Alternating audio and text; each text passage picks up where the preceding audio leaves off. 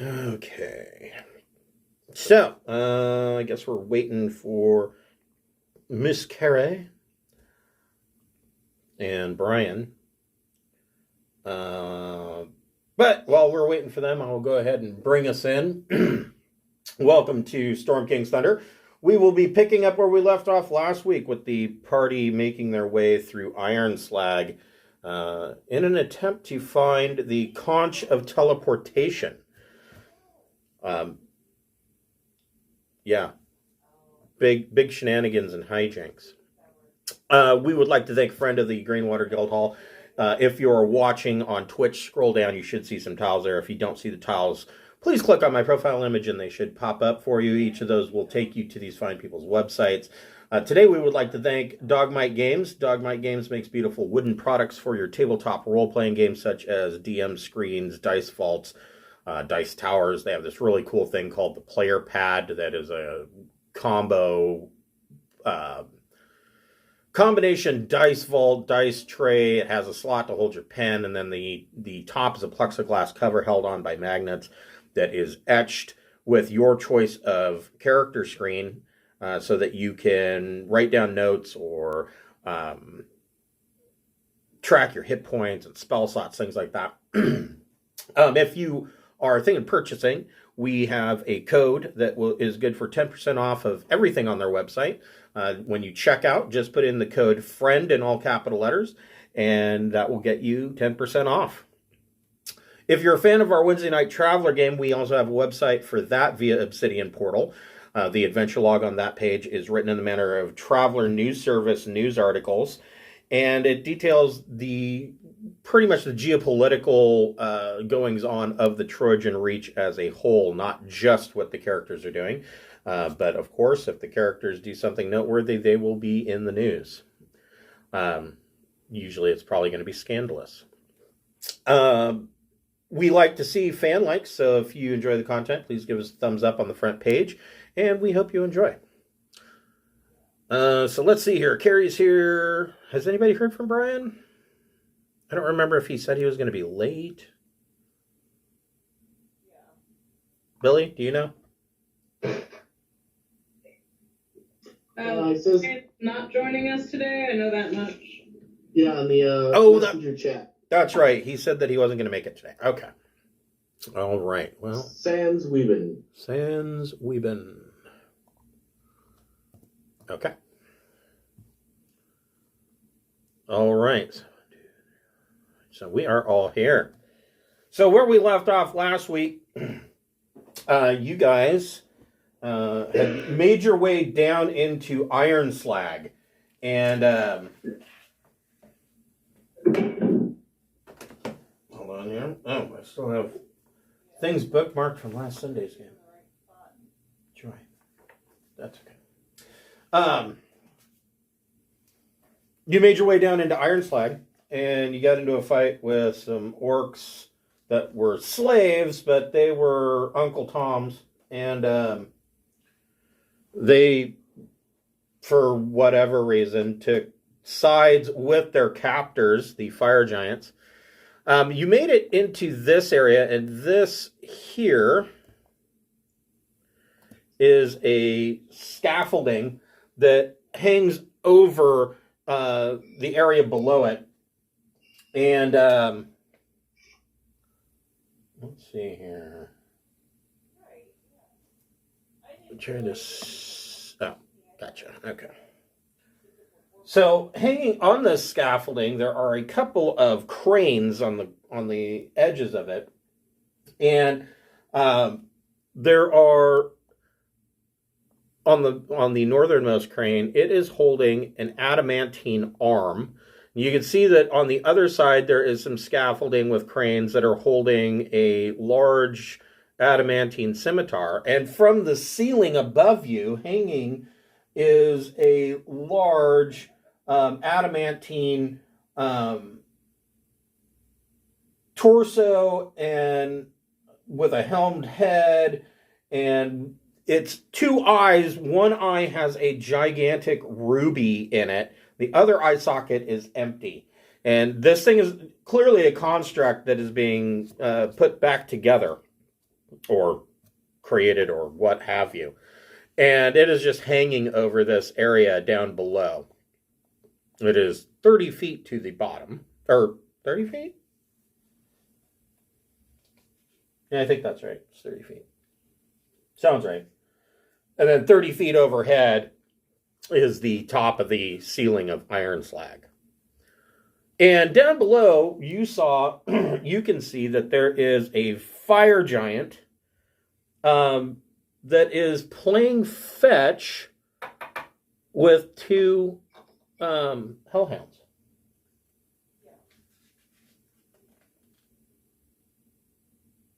And he is, I mean, it's noisy in here. He's not aware that you guys are up above looking down on him. Is his buddy that we dropped down the hole down there with him? So you dropped his buddy down the elevator shaft. He is not there yet. Oh, okay. Yeah, I just wasn't sure if those two areas were together, if we had determined that yet. So what would you like to do? The thing hanging from the ceiling, how is it? Is it a rope hanging it up there, or is it chiseled out of the ceiling? No, it's hanging from chains. Chains, okay.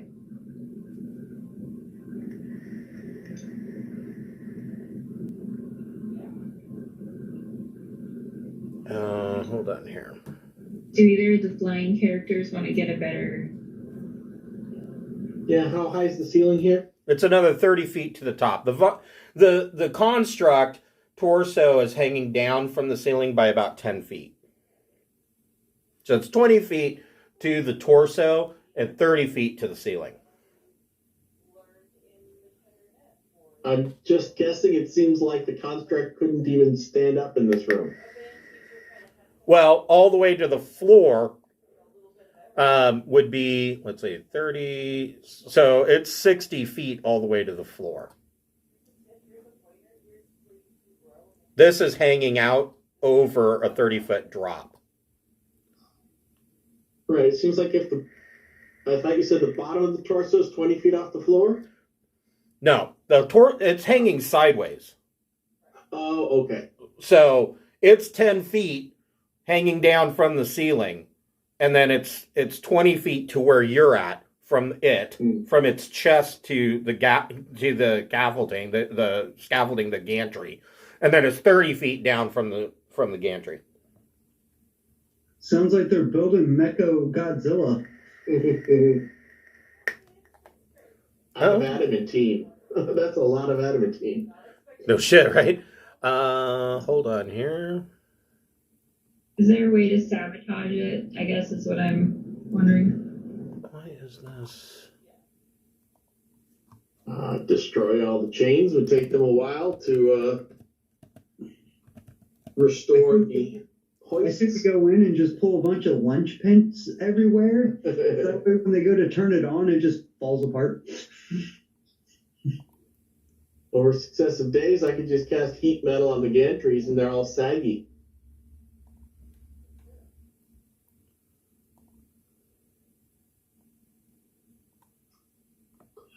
Hold on. So we got a fire giant playing fetch. Anything else in sight? Or we could let them finish putting it together and just steal it. Drive it around. Don't we need our own 60-foot robot? Yeah. Everybody make a perception check.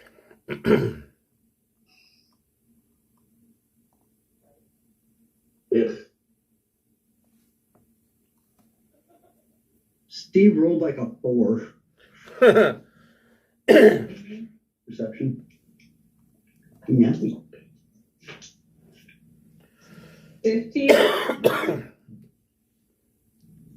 I almost rolled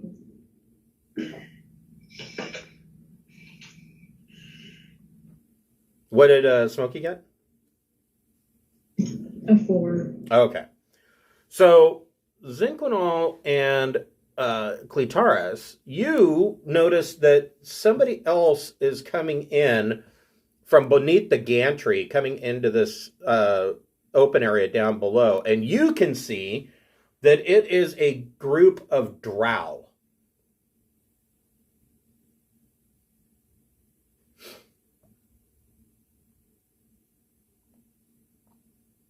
And there's several of them. It looks like 2 mages with an honor guard of elite warriors. And they're just wandering in casually, like they belong there. It seems like sitting at the bad kids table in the cafeteria. Like it just keeps getting worse. Right?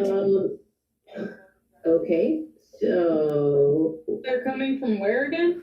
They are coming from underneath the gantry, walking into area 28. Okay, and we're above them, right? Correct. Yeah, you're 30 feet overhead. cast fireball. No, I'm just kidding. Okay, so are we close enough to hear if they're making any secret sneaky plans? Yeah. So these drow come in. Hold on here.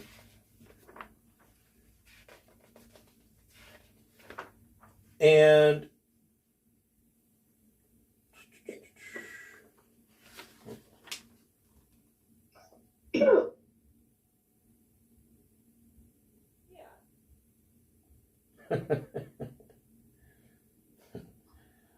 oh, sorry.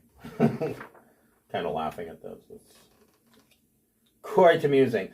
So there are 2 drow mages and 6 drow elite warriors, and you I mean, everybody can hear this. Duke Zalto turns, and he's playing fetch with his hellhounds. He turns and welcomes. He says, "Welcome, Drak and Tal of House Zalaran. Have you been successful? Did you bring me my prize?" And one of the drow the mages steps forward. He holds up a flask, and he says, we have succeeded by stealing Megara from Gauntlgrim. Megara is a primordial. Okay. The Megara is a primordial fire elemental. That's like basically a god. And apparently they snuck into Gauntlgrim, and Megara was trapped inside the forges of Gauntlgrim. This is what makes this is the key component, basically, of Gauntlgrim, and why Gauntlgrim can produce high quality magical weapons and armor and things of that nature. And he is saying that he's got it in this flask. And It's Calcifer. Duke Zalto is quite ecstatic. And you're not sure what deal was made for this, but he is quite excited over this. We could try to sniper that flask and see if we can break it open, see what fun that might cause. I don't think that you want to do that. That's exactly what I thought. Well, if we crush it, they can't do what they want. We'll all be dead, but they can't do what they want. I mean, if you want to go full nihilist, then sure, but... Ray, when someone asks, did you release a god? You say no. Yes. Did we pop the jar and then we walk back out the way we came in and walk from a hill with a bucket of popcorn? So, here's an example of how strong Megara really is. That whole, I guess it was maybe 100 years ago. The whole thing with Mount Hotnow erupting and pretty much destroying most of the city of Neverwinter. Yeah, that was Megara being unleashed in Gauntlgrim. So, Yeah.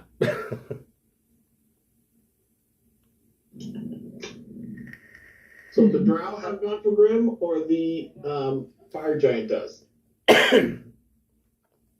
But if I let him go, he might be appreciative enough to give me an internship at his company.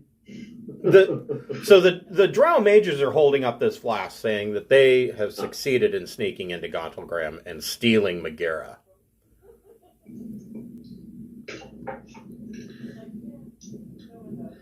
What would you guys like to do?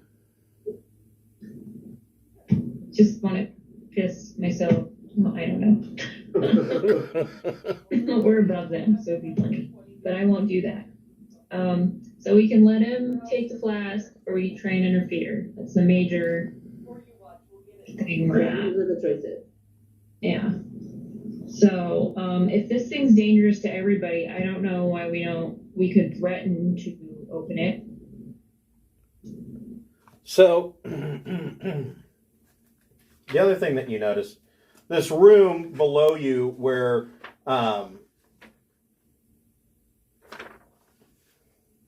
he was playing fetch with the hellhounds. The northernmost section of the room, directly under this gantry here, there is a large, it looks like a very silvery cast iron kiln. But the silvery nature of it, you can tell that it itself is made of adamantine, and it has a large grated door on the front. And these drow are coming up, and they give this flask to Duke Zalto, and he starts to head towards this thing. When he starts to head towards it, out from underneath the gantry, you see the fire giant that you threw down below come running out, and he's like, my lord Duke, we have intruders in Ironslag. Someone shoot, yeah, you do, and then open fire. Just kidding. That's not official. I shouldn't have turned him into a frog. I should have turned him into a newt. Because then we could say he got better. Next time. Newt. Yeah, and this fire giant that comes out, he looks banged up, like he fell down, 2 flights of stairs. Or an elevator shaft, as it were. Okay, well, I don't think that we're going to be able to do anything like super sneaky to get what we want. So, I mean, it seems like there's only one option. Let's fight. Which is to fight. A handful of drow and a fire giant, Duke. Well, I guess we just got to start. Yeah, I mean, I could be reading this wrong, but it seems like that's what we're. Yeah. That's the only option. I agree. The other thing, so the other thing that Zinquinal and Clitaris notice, Duke Zalto is carrying a large maul, of course, sized for a fire giant. The thing that you notice about this maul is that the head isn't like the head is hollow, and it has bars on the side, and in reality, it is the head of the maul is actually a cage, and you can see in this maul is just kind of sitting there on the floor next to him, and of course, as soon as this guy comes out and yells that there are intruders, he grabs the maul and picks it up. And when he picks it up, you notice that there's somebody inside that cage. It appears to be a dwarf is inside the cage of the maul. Well, I mean, that makes sense. We're in a, dwarf forge place. They're trying to forge stuff. There's more forging. It seems like there's going to be dwarves around. But this just keeps getting worse. So before we can add anything else on as frosting, maybe we should start. Okay. I mean, I don't want to push us into anything, but the longer we sit here discussing it, the worse it gets. Things. Hold on. here. Before we can add more challenges, let's start shooting stuff. Oops. Maybe Cleatars should shoot first, because then sneak damage, right? Or surprise attack, whatever. I don't know how it works. I've never played a rogue before. So you guys will get a surprise turn. Don't we have giant slaying on our things for like 4 more days? Yes, you do. Actually, let me take a look at this. Whoever has the elf bow could name the giant. Yeah. Okay, so this actually works better. That should be like 6 dice 6 or something extra. I don't remember total Yeah. between them. It is 3d6 against the sword enemy, Plus the giant slaying thing. plus the giant slaying thing. Remind me of what the giant slaying thing will do for me, other than slay giants. Hold on just a second, and I will look that up. Thing. My note says it's an additional 2d6 and a DC 15 if they become prone. That sounds correct. D6. You would think if someone were actually designing a giant slayer weapon, they would make it like an intelligence save. Right?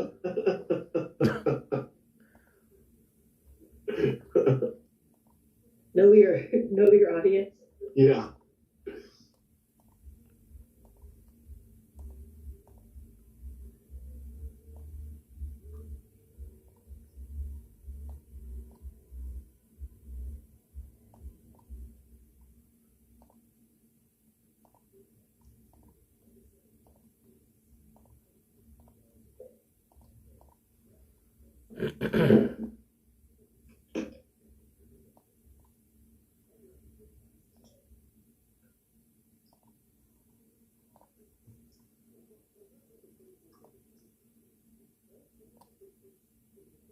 So we can see the fire giant though, right? Like, Yeah, you can see through I the. know we're on the scaffolding, but Yeah, you can see him through the holes in the scaffolding. and is there a path to shoot him from there? Like, or is it too obstructed? How big are the holes? Well, Is you there, you can hold on here. I'll show you.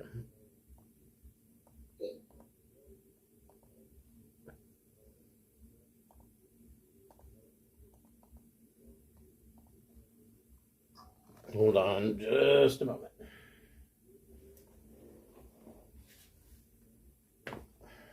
Still setting this up. I didn't think about the fact that the map is split, so.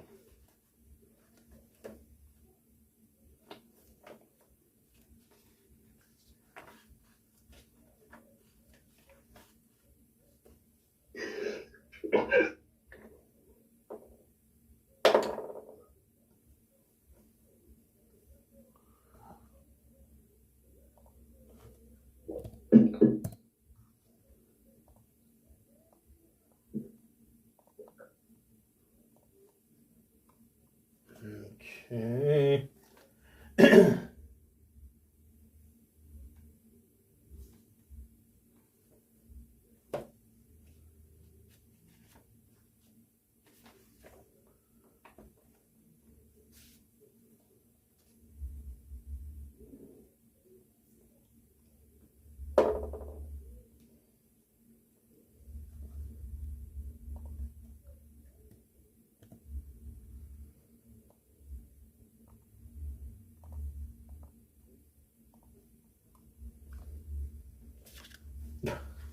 There's so much shit.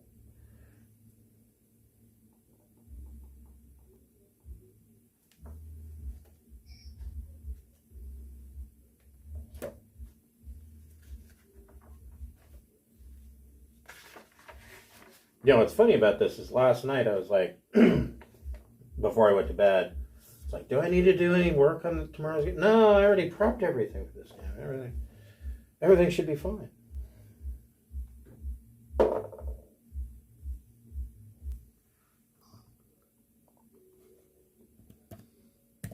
Oh shit, this is going to be a big initiative stack. Whoop. What do we know about Drow?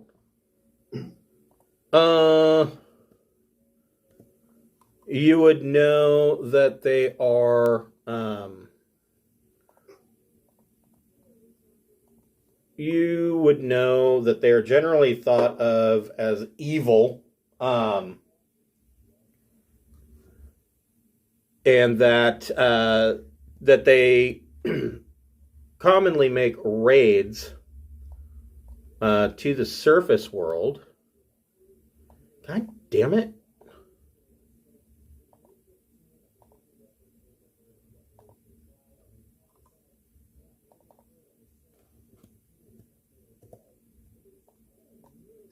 Fucking Roll20 is trying to second guess what I'm doing and fucking everything up.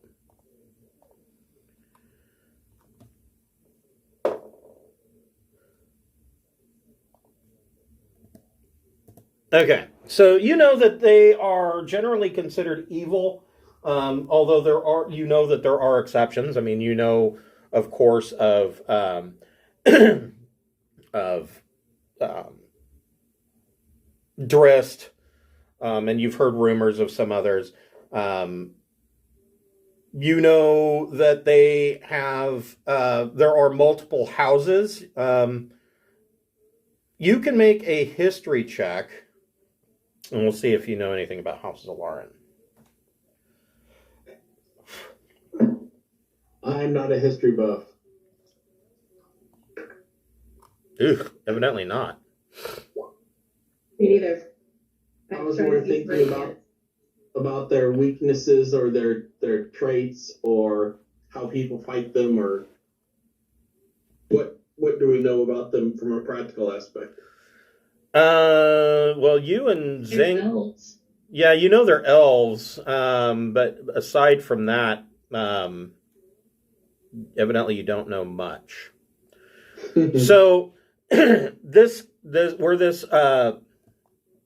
where the dotted line is out here, you can see through the grate and can see what's going on beneath you.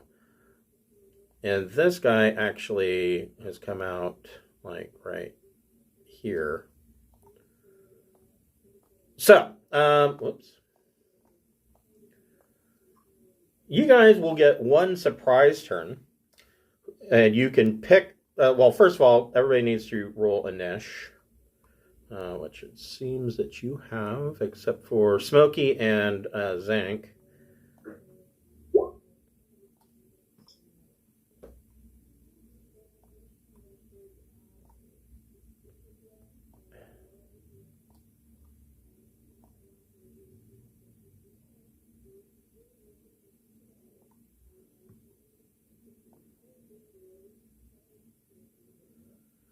And I'll widen this out. It's just too long.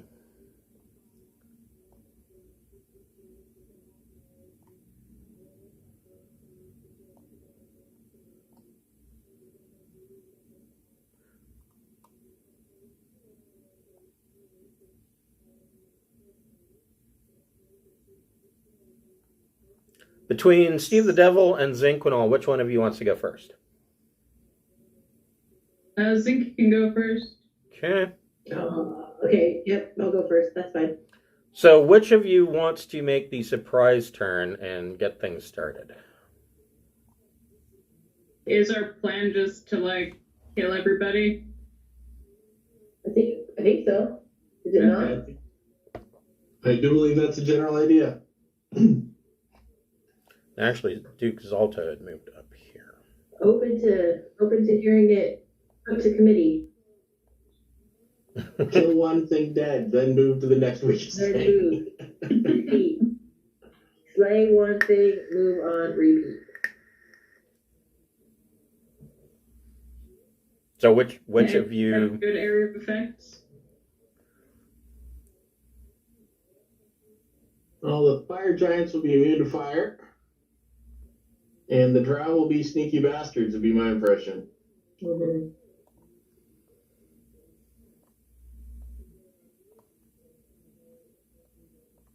Yeah, so whoever wants to start things off.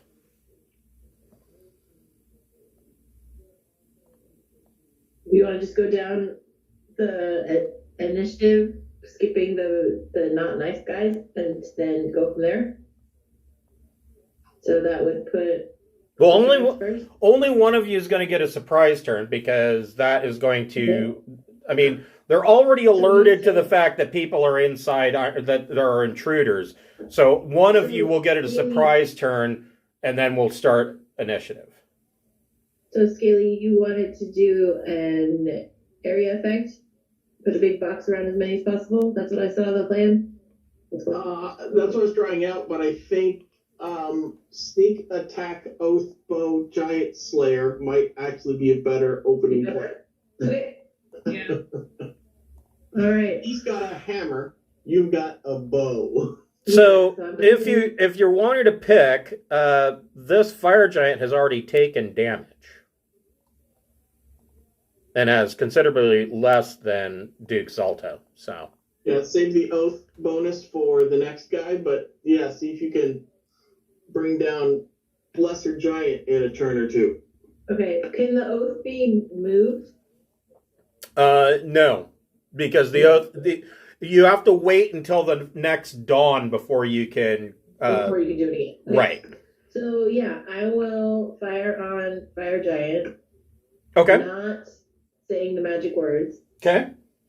Other than please work, please work, please work, please work, please work. Okay. Do we have? Oh, she gets the advantage because it's surprise already, right? Correct. Okay. So Do we have a? one, Well, we two. can't bless first. Oh no. Anybody have an inspiration point? Okay, my advantage. It was 24. Oh, sorry, I misread. Yeah, that hits. So I mean, yeah. If you want me to try again, I have an inspiration point if I need to try again for a crit, but I would probably save that for the other guy. Yeah, sorry, my nihilism just saw the 9 and moved on. Okay. I was like, I didn't do too bad. Okay, so then I do my piercing. So let's see. That was.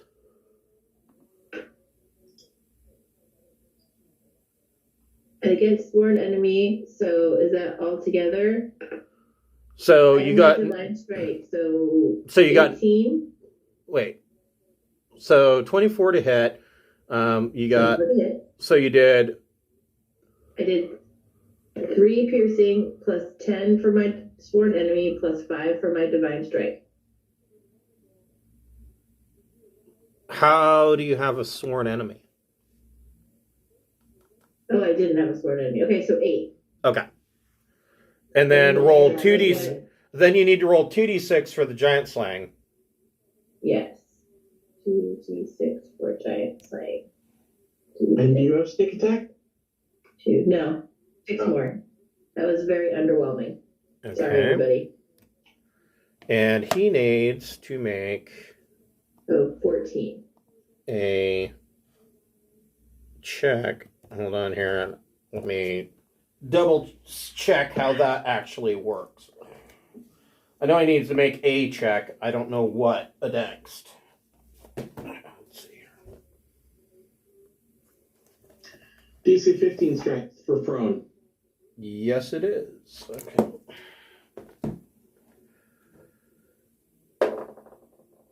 Ooh.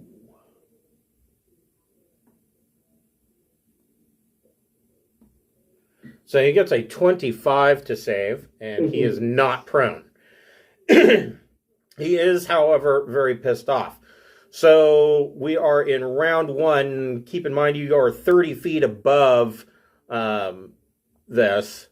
Do you remember the rod, the giant rod that you took with the 2 forks on the end of it? Who's carrying that?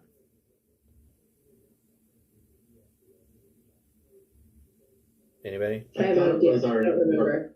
our bigly person. I thought we gave it to the frost giant.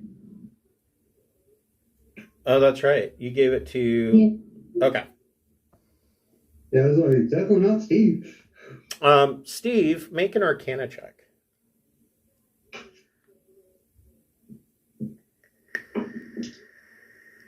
Can't be flat.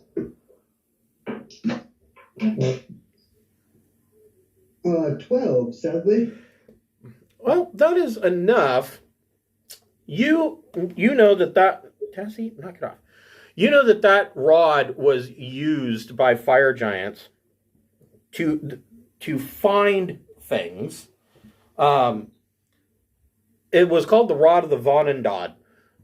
You are thinking that this construct hanging from the ceiling that is in the process of being put together is the Vonendod. It was an ancient giant weapon that they used in their war against the dragons. So, Cletaris, what would you like to do? You are right there.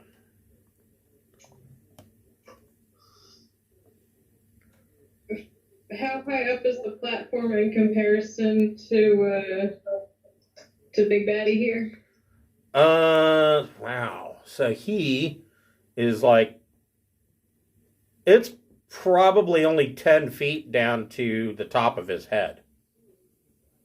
Okay.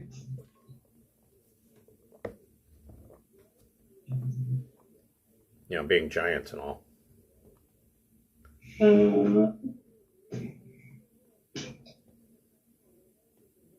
Well, the Taurus is going to slightly Leroy Jenkins this shit, and we're going to jump on top of the guy. Okay. And hurt him with this giant slaying scimitar that I got. Make a strength, athletics, or dexterity acrobatics check, your choice. So athletics it is. Soft 20. Okay. You land on this guy's shoulders. You can make an attack. I rolled a 1. So, Cletaris, she jumps and lands on his shoulders and goes to make her attack, but loses her footing on the shoulders and falls prone at his feet. Hey guys, this sucks. Frankly, that's better than dropping your sword. I don't know. How many inspiration points do we have floating around? And you take 7 points bludgeoning damage, because it was not a short fall. A little high, you know. I would like to use my inspirational reroll, because that's pretty bad. Okay. You can do that. Smart. Crit. Yes. That would be a 19. Oh, phew. Okay. Hold on here. Thank you, Smokey. Thank you, Smokey. Appreciate The it. 19 does hit. That's up, Sounds like we gotta be more inspiring. We're running low on points. right? So hold on. Does this make the fire giant's head a Cletaris? Cletaris jumps down and flicks the bean. So you can use your bonus action to do a smite spell. You can throw a divine smite on top of this, and you get Giant Slayer on top of it. And I get my sneak attack, right? Correct. Yeah, he hasn't got decked yet. Okay, so let me just find all the dice for this. Okay, so attack, sneak, Giant Slayer. I'm using a second spell, so that is 3D. Is that correct?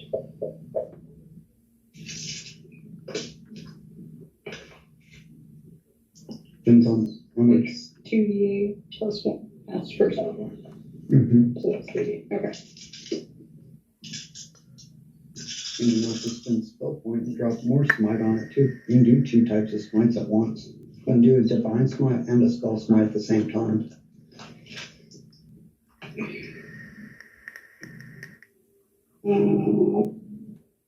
It's what we call the Nova round. That's a fire smite.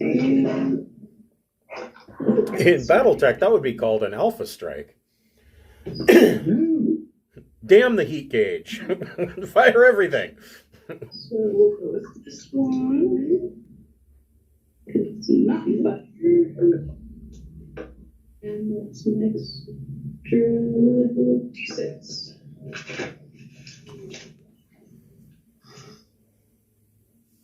I have no D6.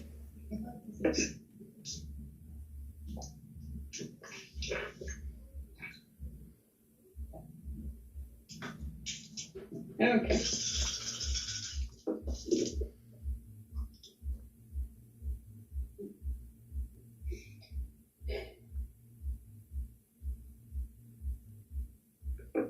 I remember Jeff and I used to play a lot of the Mech Warrior video games, and some of the bigger assault mechs, there was always a button on the keyboard that was for Alpha Strike, and so you would hit that button and everything would fire. But then in the cockpit, all you would hear was the alarm klaxons going off, flashing red lights, and shutdown sequence initiated because it was overheating so bad. Okay, 36 damage, Okay. and he has to make a wisdom save or be frightened. And he has to make a strength save. And a strength save or be knocked prone. So first, he's going to make his strength save. 22 to save. And his wisdom save.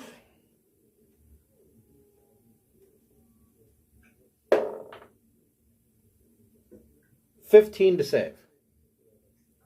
He's saved. So he's not prone, he's not scared, and you have another attack. But he's got a headache. Yeah, yes he does. And you'll have to make another strength save. Okay. Second attack, nat 20. Everything's doubled, including the Slayer damage. Where was that last round? I don't know. Hey, you got it. And he gets a nat 20 on his strength save. Okay, so. And the Giant Slayer gets multiplied too? Yep, all damage is doubled. Well, all rolled dice, right? Not her strength bonus. It's And that crits was all dice. it's all applicable damage is doubled. Huh?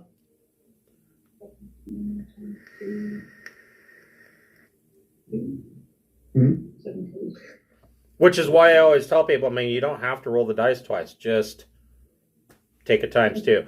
I mean, what my general rule of thumb is, it's the same with like when you level up and you get hit points.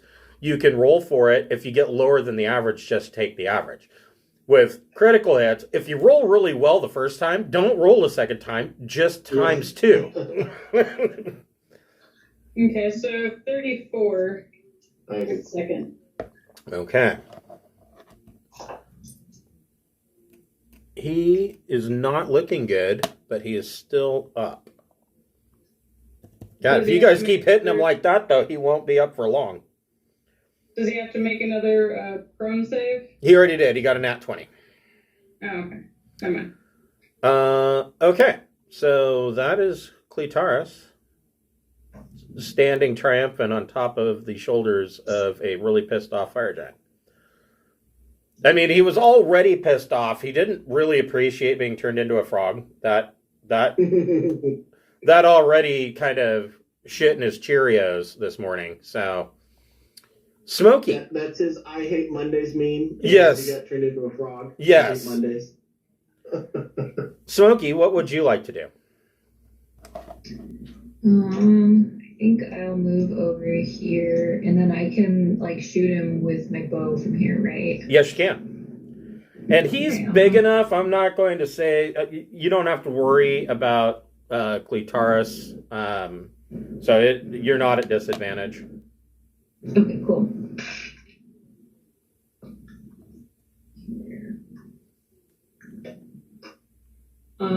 I got a 14. No. What are you shooting him with?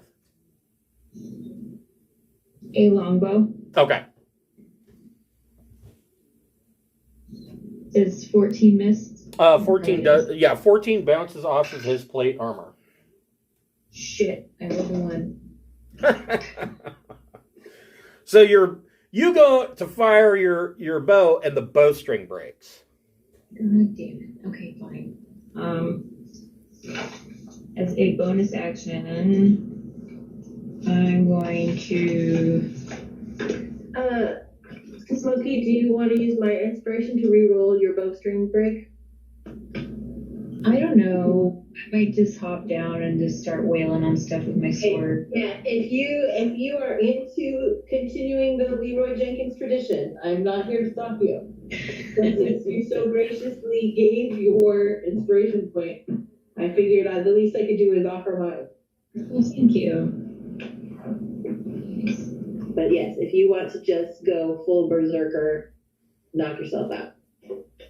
I'm trying to decide what I should cast with my bonus action. I'm going to use Zephyr Strike on myself, Okay. and that'll last a minute. So Okay. Did you want to do any more movement? Let me find I'm something. like right at the edge of the thing, right? Yeah. Back. I'm trying to find something good here for Zephyr Strike. I'll hide around this corner. Okay. Until it's mine again. Okay. I don't really have anything good. That kind of looks good. Little wavy lines. Duke Zalto reaches over and opens up the grated door on the Adamantine Forge and opens the iron flask inside, releasing Megara into the Adamantine Forge and shuts the gate. And you can see the whole area just suddenly, the heat level rises. And you can see that there is clearly a exceptionally large fire elemental trapped in here because the fire is actually coming out of the grate. And that is Duke Zalto's turn. The Hellhounds.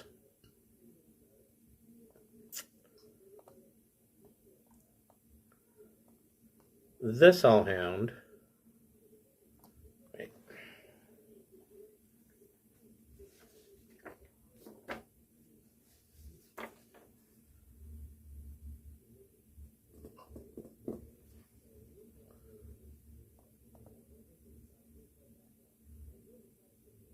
Comes over here. And this Hellhound comes over here.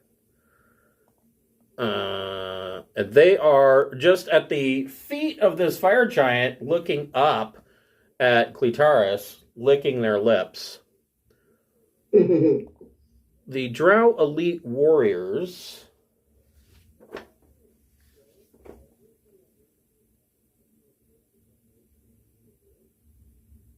good.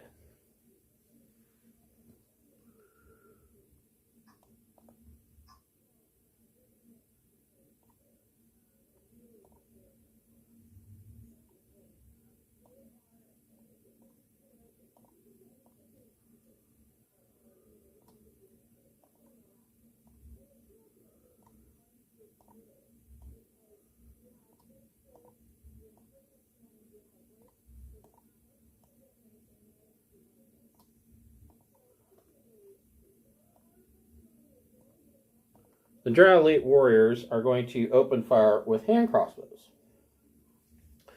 Let's see here. Two of them are going to fire on Zinquinol.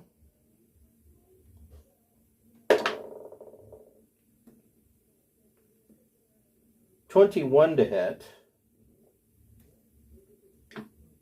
Yep, that's it. For 7 piercing damage, and you need to make a DC 13 Constitution saving throw.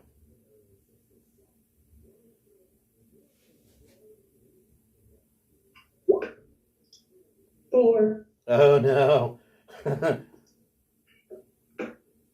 Zinquinol falls to the deck unconscious.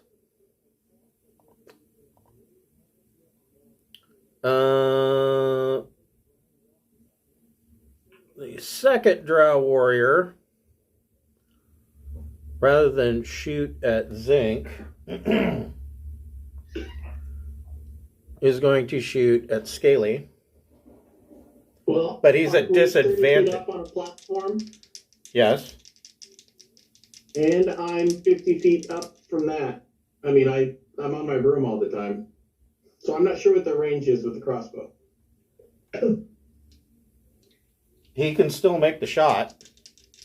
Okay. Long range is 120 feet. He's Oh, yeah. he's already at disadvantage for shooting through the grate. Soft 20 to hit.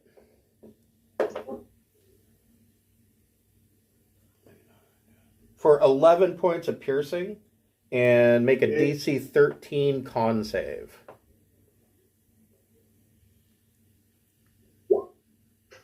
Shit on me.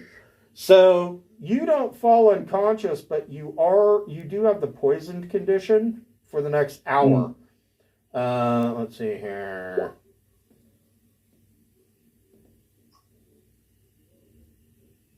Yeah, so you are disadvantage on attack and ability checks. That's 2 of them. This guy is going to take a shot at disadvantage on Smokey.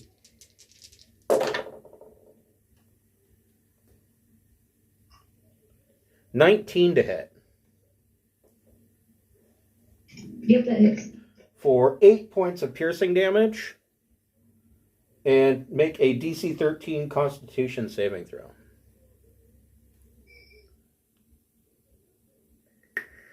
I made it. Okay. That's 3 of them. 4 is going to take another shot at Smokey. Miss terribly. 5th guy is going to take a shot at Clitaris and hope he doesn't hit the giant.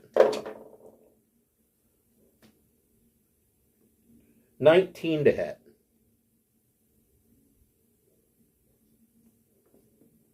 19 hits. For 5 points of piercing damage and DC 13 Constitution saving throw.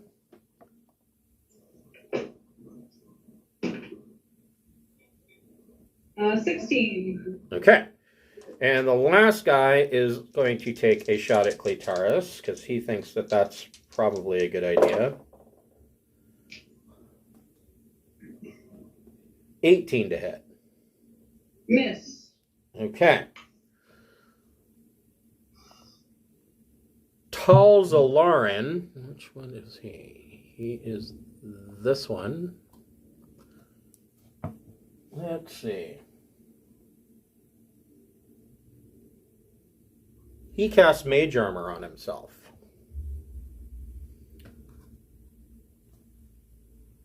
Anything as a bonus section? Nope. We're back to Scaly.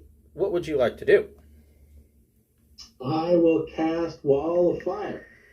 All right, where do you want to cast Wall of Fire? Prepping my drawing tools. Right there. Okay, so you're just going to do a big circle around him, huh? Yep. Okay, so they need to make dex saves, right? Yep. DC 16. Draw Elite Warriors. get exactly a 16. The drow. So then they each take 16. Okay. One here.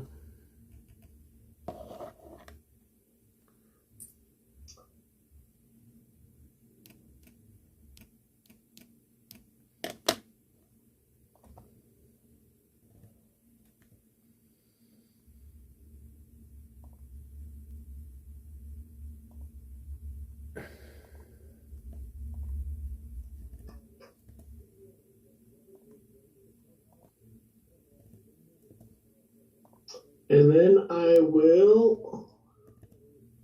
Wait, I still need to do the mages. And the mages. It is opaque.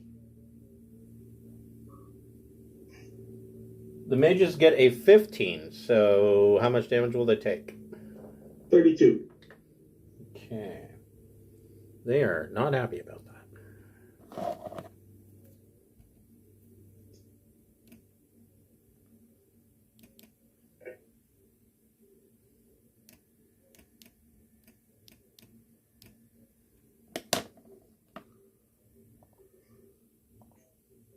And then I move back since all I need is concentration. Hold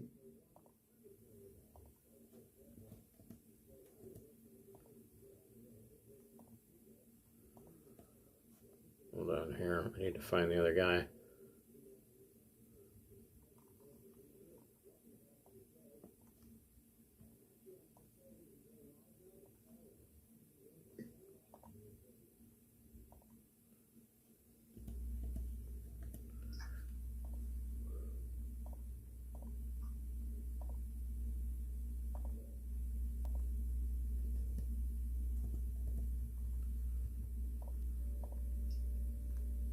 Okay. Sorry, I had to zoom in so that I could get these guys. Okay. So then you go back to there. Okay. Yep. Okay. I mean, I'm also above the grading level because I'm on my broom. Right. Zenquinal is unconscious. Now, how does this work? If saving throw fails by 5 or more, the target is unconscious. Oh, and poisoned. Do I need to make a death save?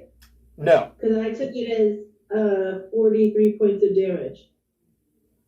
No. Okay. No. You are poisoned for 1 hour and unconscious.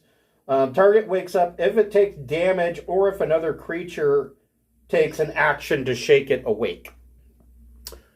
So What did she take though?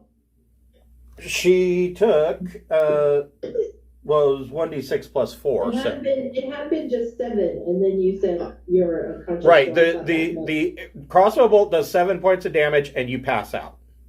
okay. And you're poisoned. So you also need. So do I take poison damage as well? No. You're at when you wake up, you'll be at disadvantage on attack rolls and ability checks for the next hour. Okay. So you are poisoned as well. Who else took poison damage? I'm poisoned and took crossbow damage, but Gotcha. I'm not unconscious and I have the poison condition. Throw the little vial on you. Okay, so Zinquinol can't do anything because she is unconscious. Steve the Devil, what would you like to do?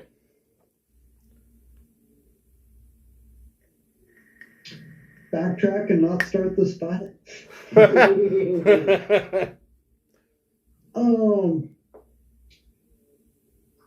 Right about. I want to rethink my life decisions. So right in the middle of this big circle, Mm-hmm. I think I'm going to cast Shatter. Okay. So they get, what, is that a con save or is it a strength save? Oh, that is a con save. Okay, so the Drow Elite Warriors, 24 to save. The Oh, drow, that more than 6. the drow mages only got a 10. That does not save.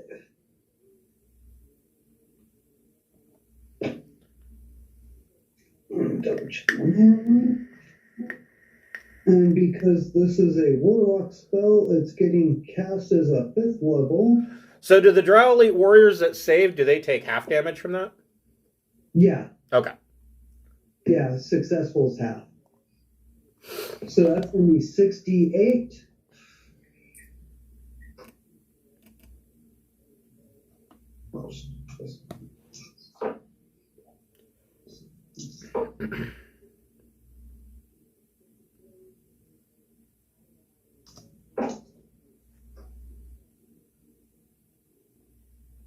Uh, 35 damage. Man, drow mages are stupid. They don't have counterspell prepared. Dumbasses. Oh. So how much damage? 37. Okay. So the 2 drow mages die. Yay, them.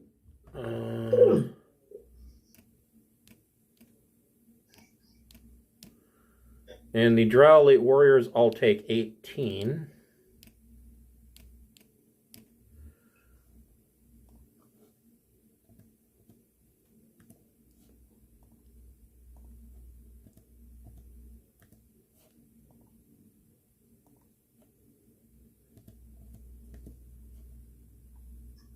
In a lot of ways, the 2 drow mages alone in a room are scarier than the giants.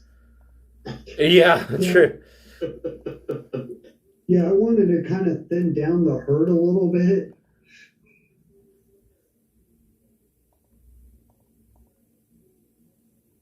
Okay. I guess I did get them all. Okay.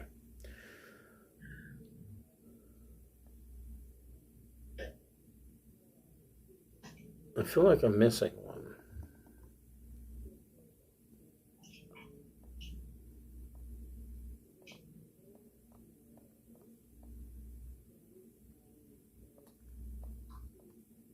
All right. Well.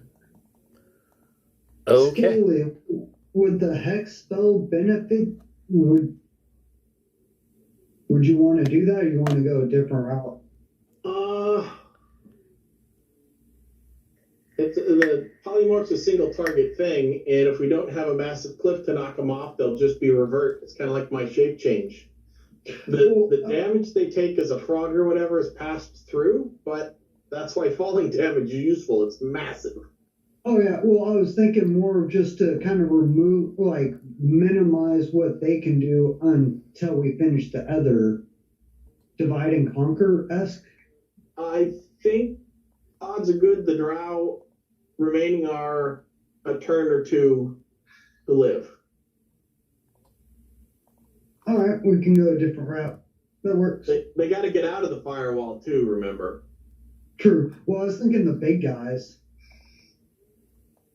You should always put your hex on a big guy and attack him. Pick Dex or something he's likely to miss. Dex or Intelligence. Strength. Duke Zalto isn't weak. Well, Dex would be good for him, yes. Giants, low Dex. Well, most of my spells aren't a lot of save spells, so it won't benefit me. Will it benefit you guys? My Ice Knife attacks are Dex-based. That'd be good against him. So if you hex him and say he's got disadvantage on all Dex and he's already got low Dex, he gets a really, really low chance to succeed on any Dex things we can throw at him. That sounds like a plan. Unless no one has Dex things. So are you wanting to do that with a bonus action? No, Can you? let's go do that. Sounds like it'll help the group. Okay, so you're putting a hex for Dex on Duke Zalto? Yes, that sounds like a good plan. Okay. He is... That's it.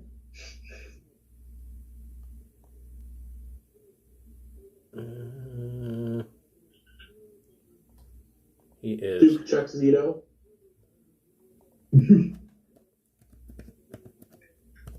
Okay. He is hexed. And did you want to move at all? Nah. Okay. For some reason, the Hellhounds already went.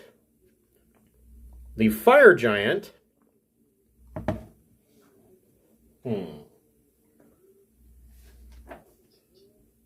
Has armored headlights.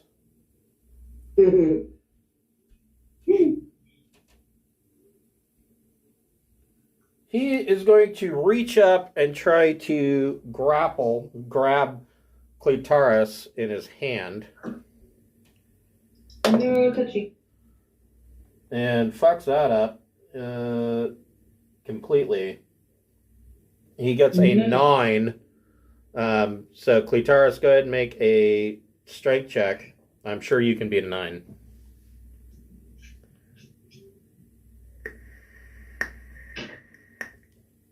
Uh, 22. All right, so Clitaris kind of ducks around behind his head, and this giant's reached up trying to grab her. Clitaris, what would you like to do? Actually, before you do your turn, let me go grab another bottle of water. I will be right back. If at some point someone could shake me awake, that'd be great. I'm going to try and make my way to you with a restoration spell if no one else gets there to shake you awake first. Cool.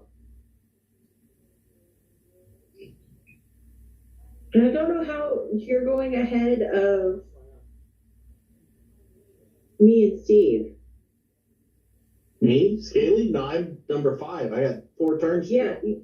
I know, but in the turn order, at least on mine, it says the Drow 15, Scaly 5, Stink 8, Steve 8. Oh, yeah, in that's that weird. order. Yeah. All right, I noticed that. Yep. And then Hounds 5, Fire Giant. But no, I went really last turn. I'm not sure why it's sorting that way. I think because he's skipping the Hellhounds and it mucked up the order, maybe. Maybe. Have to organize it. Since we're at the top of the round, make it easy. I would No, recommend. that's the thing. If you want to go before me to shake me so I don't miss another turn, fine with me. We don't have to mention it. I don't remember who I gave it back to, but whoever has that lightning rod, that might be useful. I think Chris messed a few things up. Yeah, I do have that. I forgot about it. About making a bolt bomb. I wonder if the Tressum can shake, Oh, See. good question. because it doesn't do a goddamn thing. So if I can find one It's a useful pet. job for it. Not a combatant.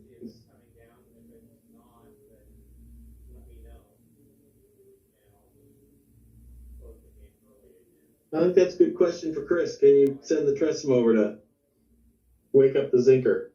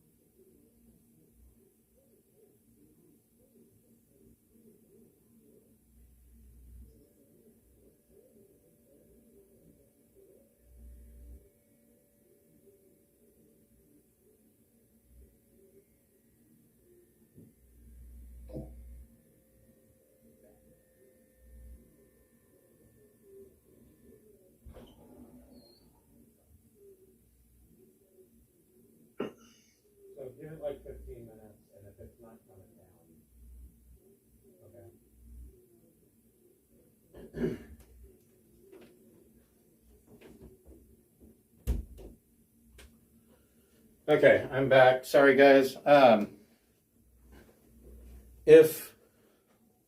So Kate's blood pressure is spiking through the roof. If she's going to check it again here in like 15, 20 minutes, and Right. if it is not dropping, we're going to have to go to the ER. So if that Sure. happens, I'll have to close up early. And I apologize for that. But so, Cletaris, what would you like to do? I guess I'm gonna try to stab his face again. Okay.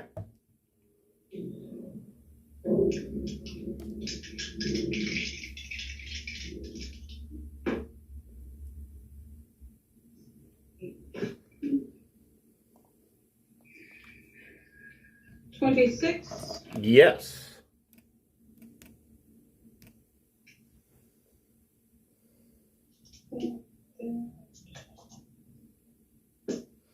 How bad off does he look?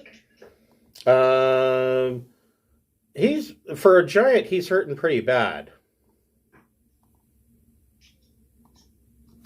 Is he smite worthy, you think? Oh, definitely. We're all smite worthy. Alrighty.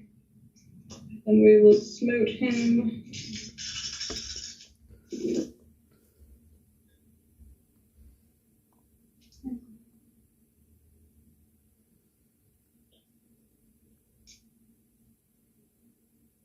$33 Okay. damage.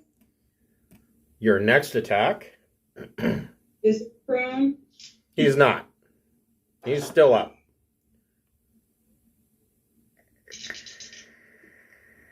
Second attack is 22 to hit. Yep.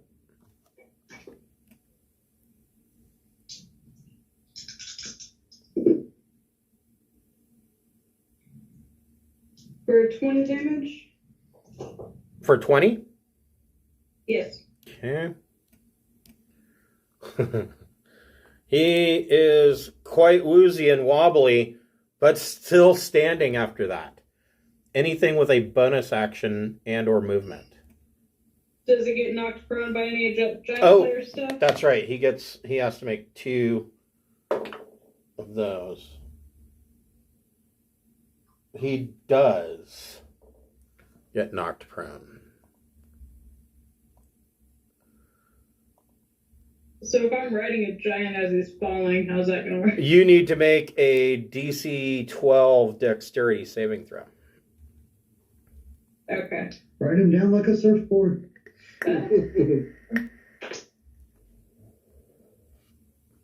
You said DC 12? Yes.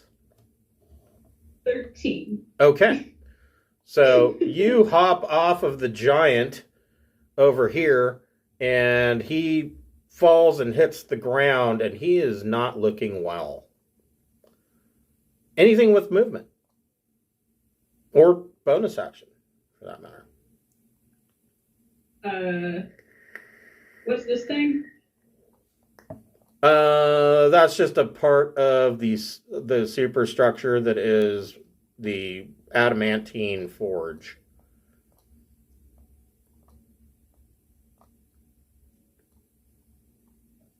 Okay. Then I'm gonna kind of take a defensive position if I can. Okay. You can't take the At a you can level. yeah you can't take the dodge action, but you can be, ready.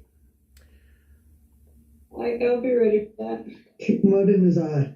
Smokey, what would you like to do? Do you think the trestle is strong enough to shake Zequinal awake or not really? Oh, you wouldn't be able to shake it. You'd have to run up to her and physically grab her and shake her as an action. I'm gonna go ahead and use my action that way then, because having a whole person out is pretty bad. Okay, so you shake Zinc awake. Zinc, you still feel like crap with your poison condition. Thank you. You're welcome. Smokey, you still have a bonus action and more movement.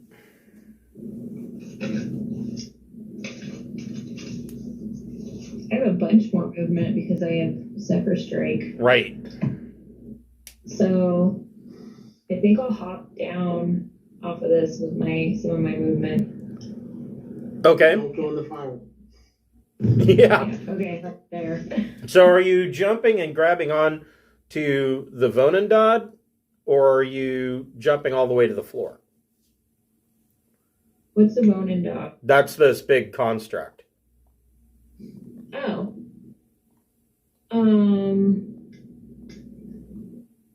I was planning on going all the way to the floor. I honestly spaced out that the drawing was there. I could do it over here. That would make more sense. Okay. Go ahead and make a either athletic strength or dexterity acrobatics check. Okay. Let's see.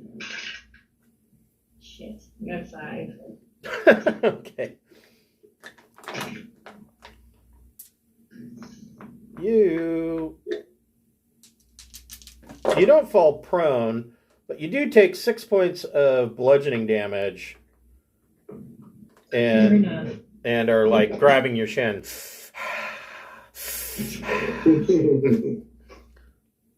Duke Zalto.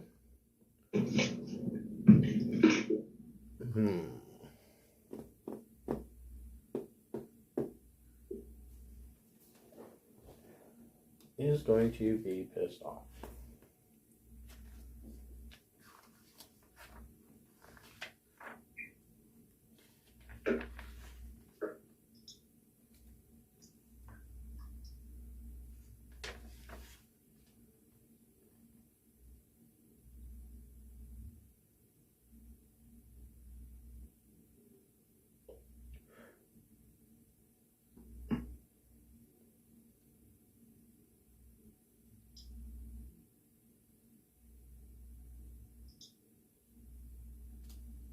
He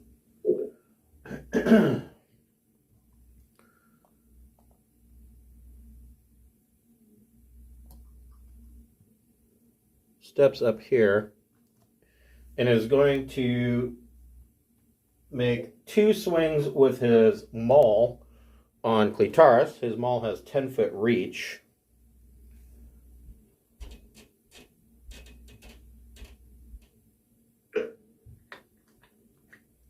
Hold on, I need more dice.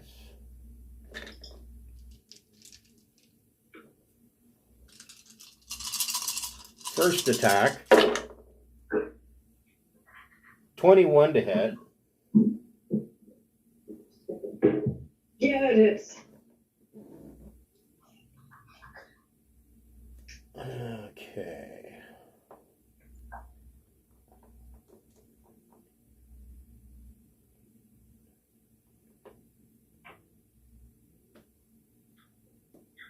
$30 points of bludgeoning damage.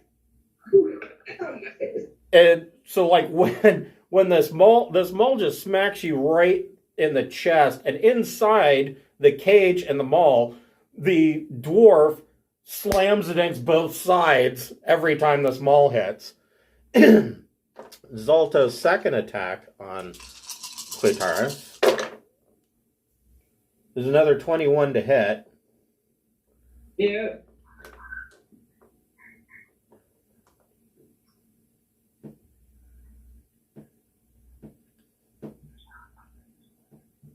$33 points of bludgeoning damage. Are we going TPK on this round or what? About to. And that is Duke Zalto's turn. Steve's turn is he's just going to start backing out the door.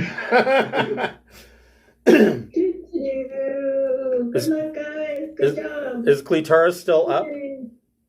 I'm at 1. Okay. Family, you guys love them. Drow Elite Warriors.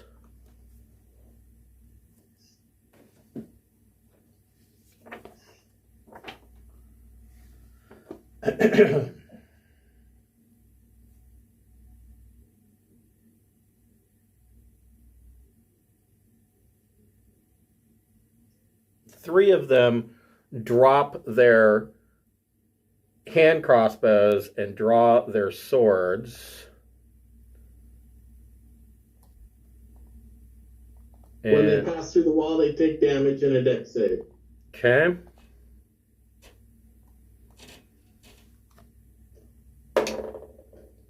They fail their dex save. 19 points. Okay.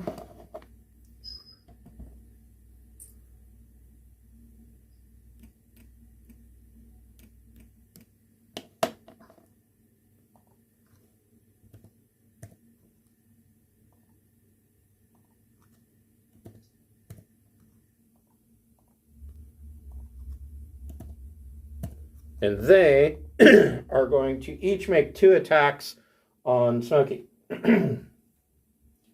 with their short swords. First attack, 16 to hit. My AC is 17. Okay. His second attack, 23 to hit for 9 points of piercing damage and 10 points of poison damage. Next guy, soft 20 to hit for 5 points of piercing damage and 5 points of poison damage. Second attack is a miss. Third guy misses. And last attack, 26 to hit for 5 points of piercing damage and 10 points of poison damage.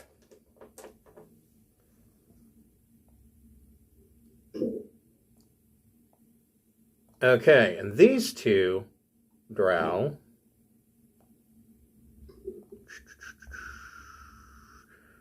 this one's going to take a shot at Steve the Devil. The firewall is opaque and 20 feet high. He can still shoot through it. It's opaque.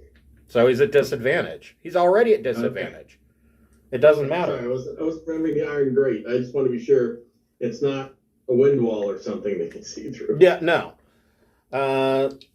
Steve the Devil, 18 to hit. 18 is the magic number. For 9 points of piercing damage, and you need to make a DC 13 con saving throw.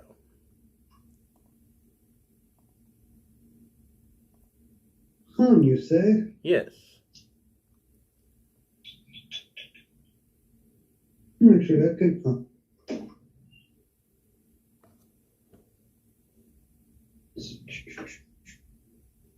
16?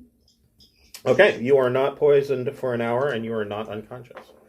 And the last Jolly Warrior is going to fire his hand crossbow at Zinquinal again. At disadvantage. But he only gets a 13. Thankfully, a miss. All right. Scaly, what would you like to do?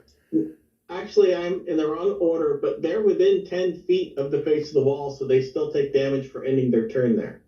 Okay.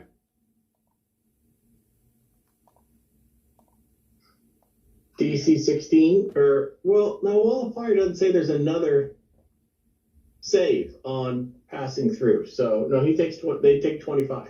Okay.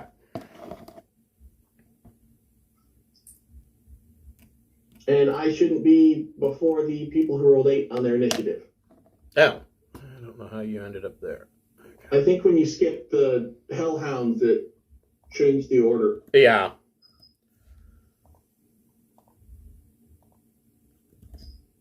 Okay. So, Zinquinal, what would you like to do? Let's see. I have questions. One, I've still got the figures of wondrous whatchamacallits, Mhm. lions. Yep. Is what kind of action is throwing them down? I believe it is an action. Let me double check.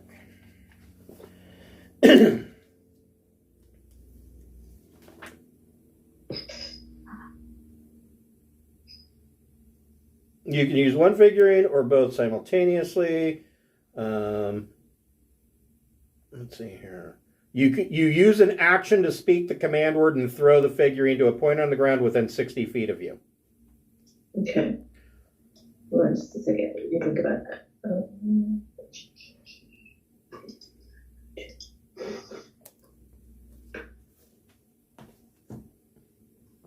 Sorry, I'm thinking. It's taking me longer than I had planned. Okay. So I'm going to throw my lions down. Okay. Let me find, So find some lions. Kick 'em is the magic word. Okay, let me find something that is lion-esque.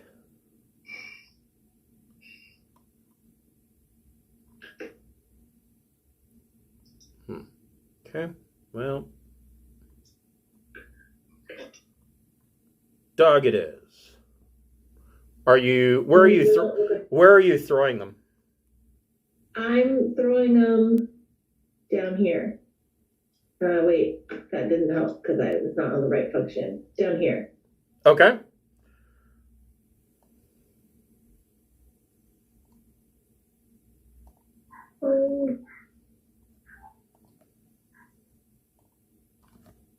I might as well use them both because things are not looking good. Okay.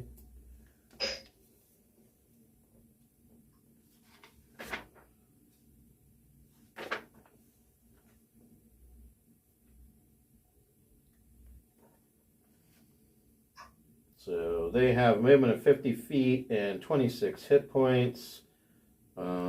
They can make a bite attack at +5, and they have a claw attack at +5. They only have one attack action though.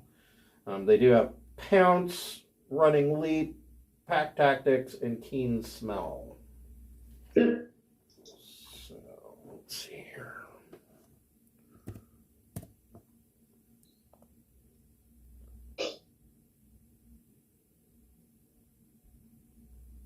To copy. They will go at the end of your turn. Okay. Well, they don't roll. They're not going to get their own initiative. They go at the end of your turn like other summons. Okay. And then for my bonus, I'm going to do a little healing word. Okay. Not a lot, but it's little. And that's everybody within 60 feet. Hopefully more than a point. 6 points. Okay, so basically everybody can get 6 points back. Got it. Thank you. Please.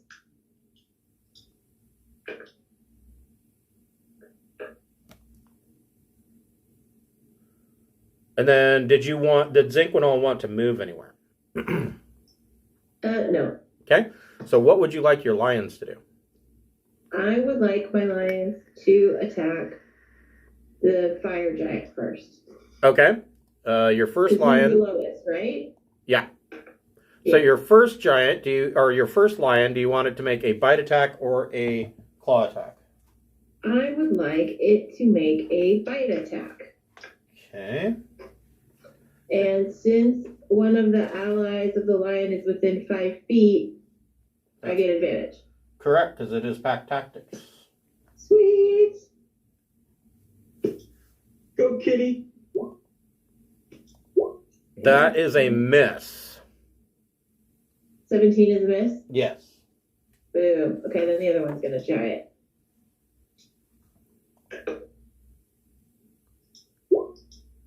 Nope. Jesus, those are sucky. Okay, Good try. that's all I got. Okay. Steve the Devil, what would you like to do?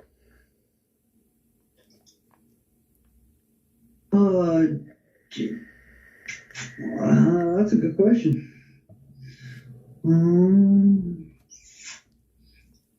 Which of the two big guys is the worst looking? This one.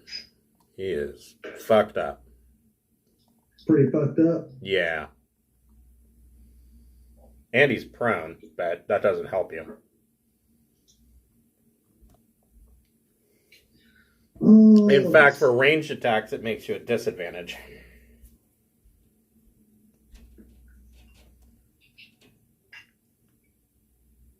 And I'm on the same level as him, or I'm still up? You're 30 feet up. You're on the gantry.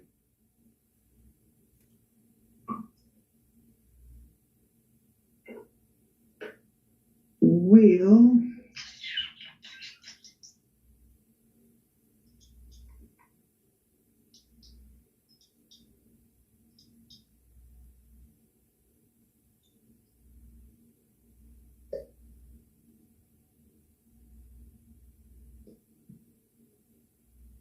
I will start dropping down using my flying. Okay.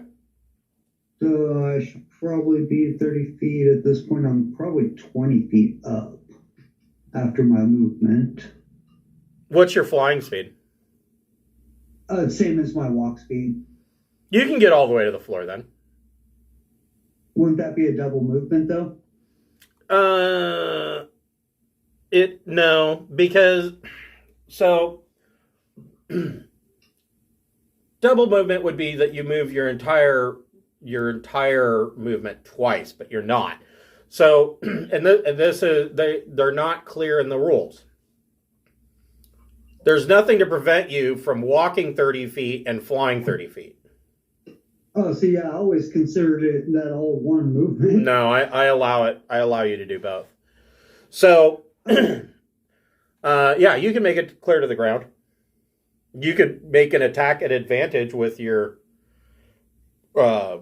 spear or whatever, or your glaive. Pike. Pike. And my pike was blessed with Giant Slayer also. Okay. Let's see.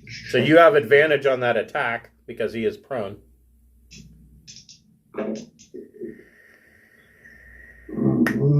1927. Yep, that hits. Placement these.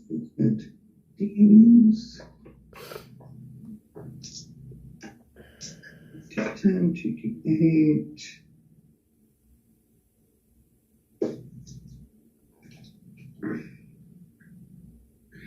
And that's the guy hexed, right? No. Oh, that's the other guy. Right. Just double check. Okay. Ooh. 25 damage. Oof. Nice. So And he is he's already no more. prone, so that doesn't matter. Yeah, he is no more. You kill the fire giant plebeian.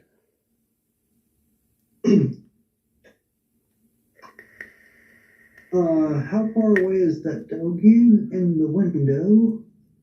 So these are the two hellhounds. What's this guy? Lion.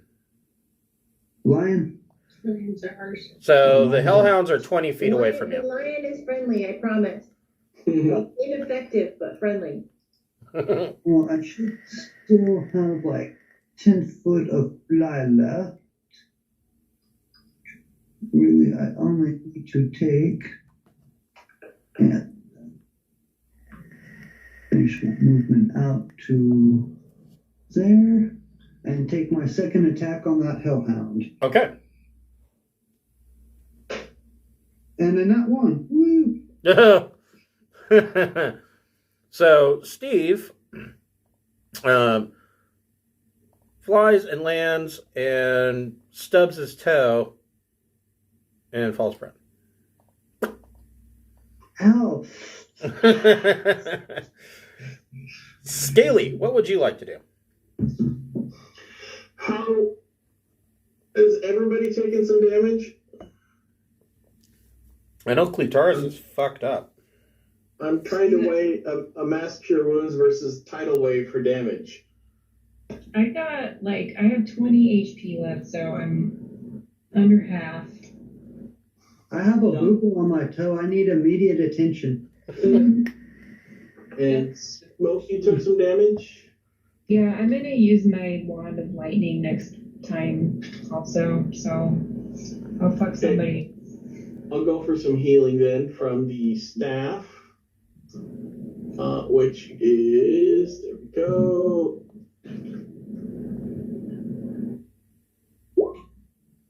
Everybody within 30 feet of that gets 22 points. Okay, so that should be everybody except for Scaly. Except me. Mm-hmm.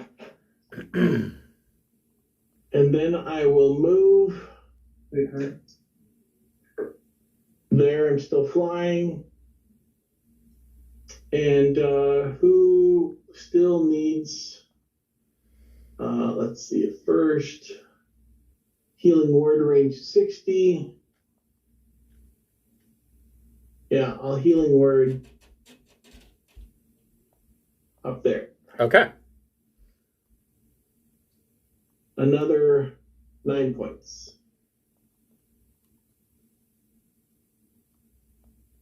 All right. So Clitoris should be looking pretty good. Nah. What's the range? What's the radius of healing word? Healing word single target 60-foot range. Cure mass wounds is 60-foot range to the target point of 30-foot radius. Gotcha. Okay. Okay. Anything else? That's all I got. Okay. I'm not getting closer to those assholes. Zarabor, the Hellhound, is going to come over here and he's going to try to bite. Let's see.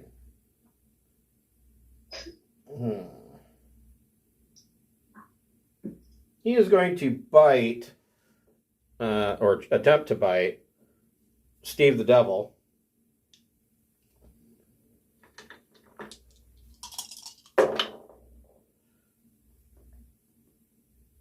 Nope, he only got a 15 to hit. Steve is 18. Okay. Well, And Steve is also down at the moment? well, he only got a 15. He had advantage, but he fucked it up. Okay. Just make sure you had your advantage. And this guy, Narthor, I think. Yes, he can.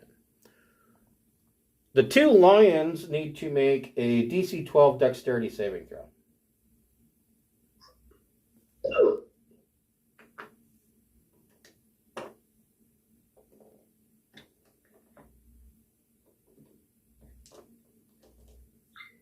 Do I roll them individually?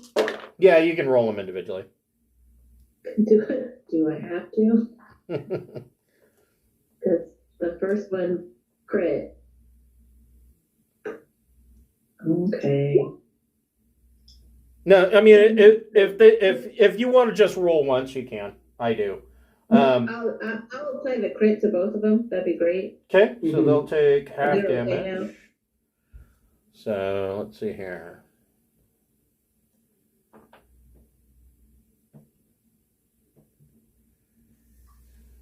So they both take 11 points. Okay. Because the Narthor breathed fire. Okay.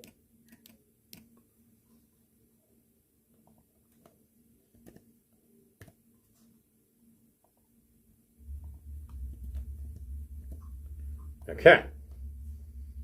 And that's what the Hellhounds are going to do. Clitoris, what would you like to do? I mean, you've got Duke Zalto in your face. You could start beating up on him.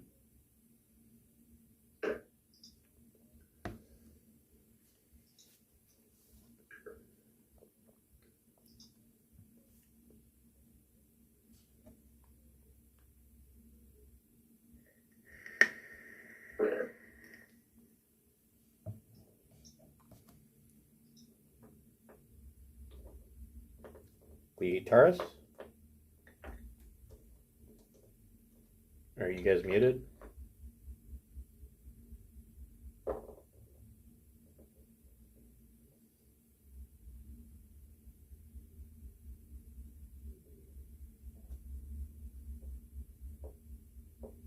It looks like they're muted.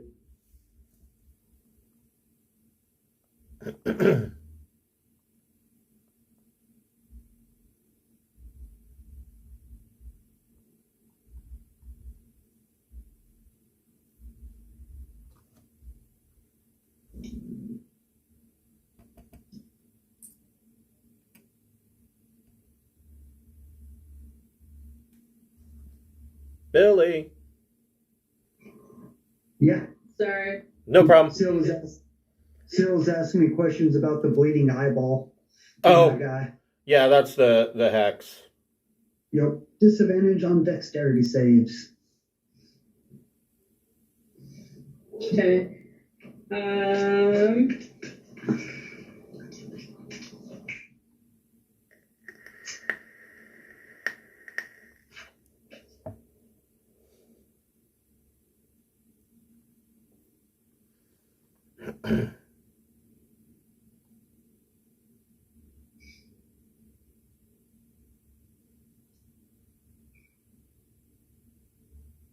Are you looking at an escape route?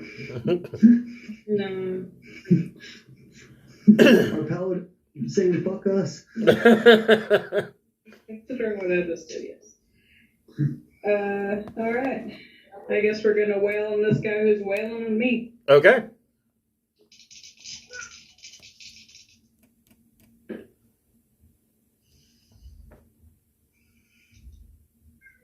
Uh, 24? That hits. Giant sling. This thing. Not near anybody. Sneak attack. Kitty, they don't want to hear you. Shush. And smoked.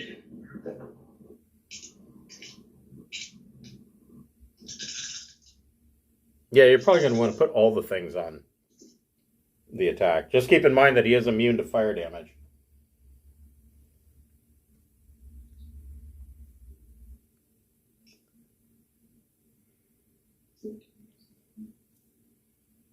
Uh, 21 damage. Okay. And as an immediate action, I'm going to be so inspiring.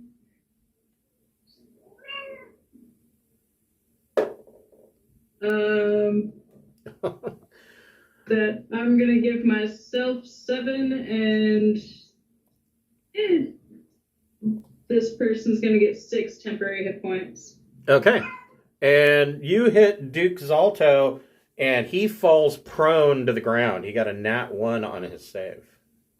And I laugh at him.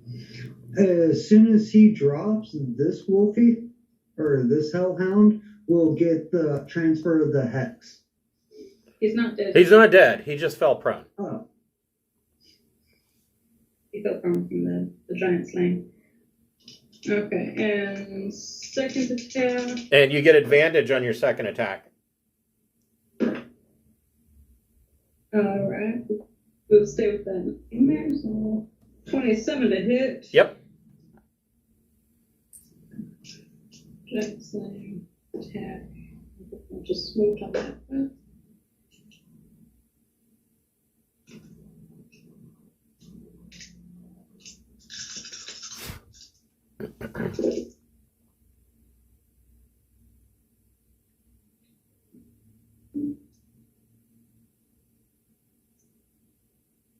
Uh, 17 damage. Okay.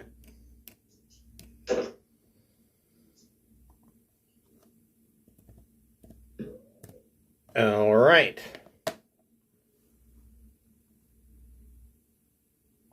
Smokey, what would you like to do? I mean, you got 3 assholes around you, so... Luckily, I cast Zephyr Strike before, so I can move without attacks of opportunity. Right. So I think I'm gonna go right here for now, and then use the Wand of Lightning thusly. So. Okay. So. Does that hit in a lot of people? Well, we'll get a drow elite warrior and Duke Zalto. Okay, so maybe I could do better. Is it 5 feet wide or 10 feet wide? I don't know. Actually, It's 5 feet wide.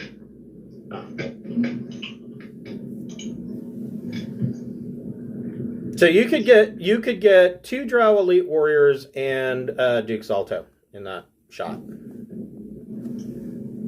okay. Does it hit? If I did it like this, would it hit a hellhound also? Yeah, we'll say that you can get a hellhound in there. Okay, so if I cast it from here. So you would get drow elite warrior, hellhound, and Duke Zalto. Okay, I'm going to try for that. Okay, so the drow elite warrior, they get a 26 to save, so they'll take half damage. Duke Zalto has disadvantage on dex.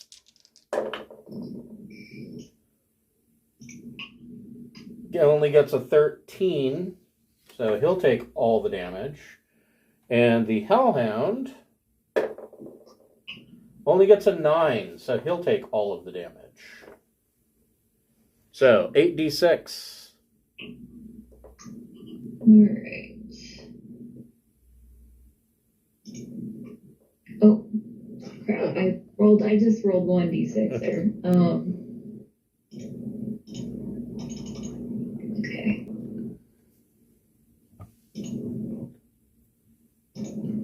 Eight d6. Alright. So 29. Okay, so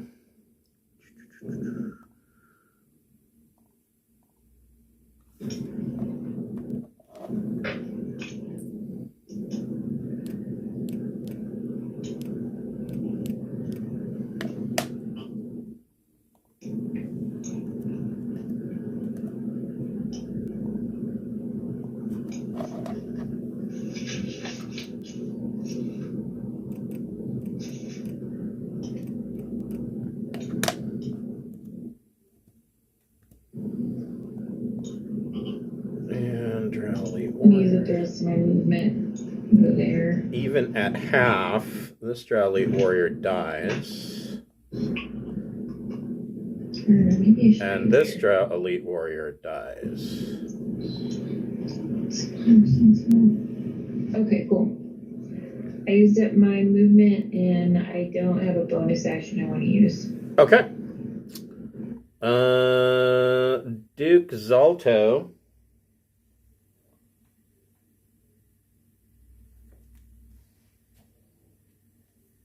is going to make 2 attacks. Well, he's going to spend half his movement to stand up.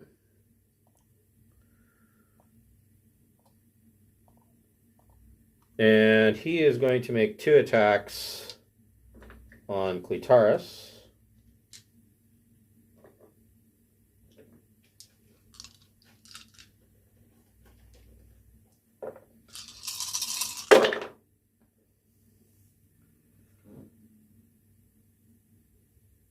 $25 to hit.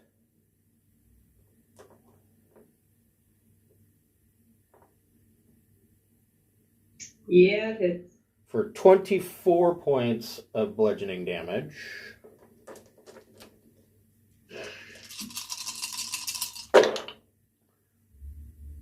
The second attack is 22 to hit. yep.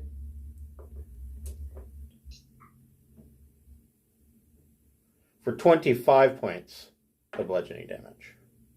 Give me a second. You said 25 points? Yes. Oh, well, I'm down. Okay.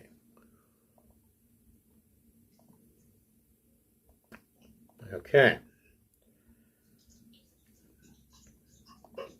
Drow Elite Warriors.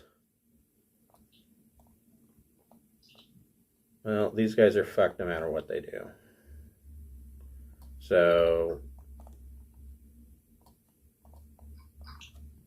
they're moving through the wall, and they'll take damage. 27. So these guys are dead.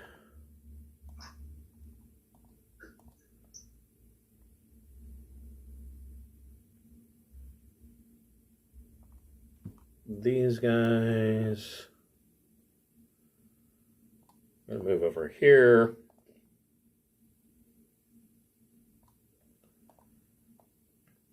And since they dropped their hand crossbows, they only have swords.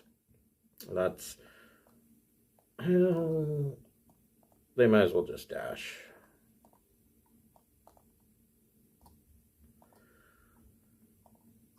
Zinquinol, what would you like to do? Okay, so I'm still poisoned, right? Yep. Which does what to me exactly? Since You have disadvantage on attack rolls and ability checks. Okay, so I am going to take my elixir of health, Okay. which restores me, yes? I want to say that it'll remove one condition, but let me double check that. Yeah, when you drink this potion, it cures any disease affecting you and removes the blinded, deafened, paralyzed, and poisoned condition. Okay. So your action is to quaff a potion. You are no longer poisoned. Okay. And then I still can get another bonus action even though I'm running lions? Yes. Okay. You still have a bonus action and your movement. Okay. In that case, I'm going to not move because I'm a big chicken and cast spiritual weapon on the big guy. Okay. And you can make an attack with spiritual weapon. That hits. Yes.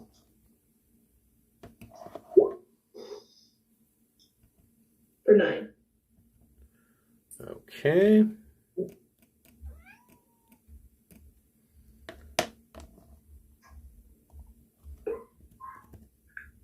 Okay. You clonk him for 9 points. What do you want your lions to do?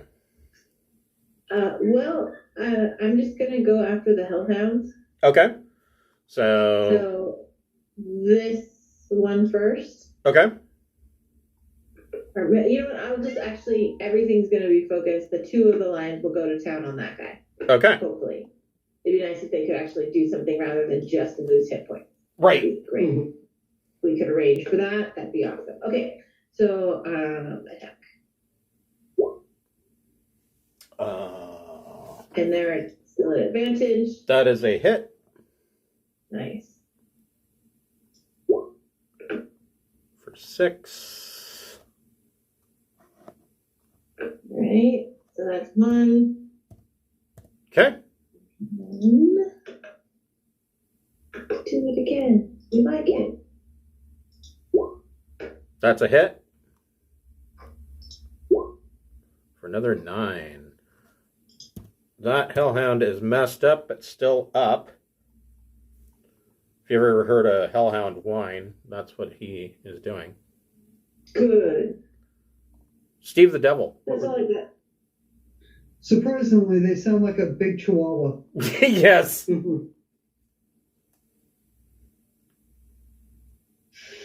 Well, let's see.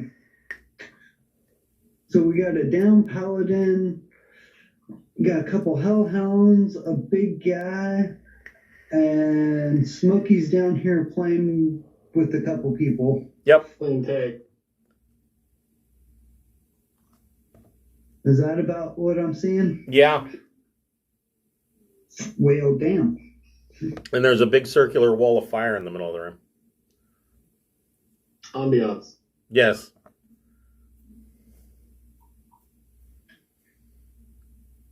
Well, burning hands ain't gonna help nobody. Yeah. Not with hellhounds and a fire giant.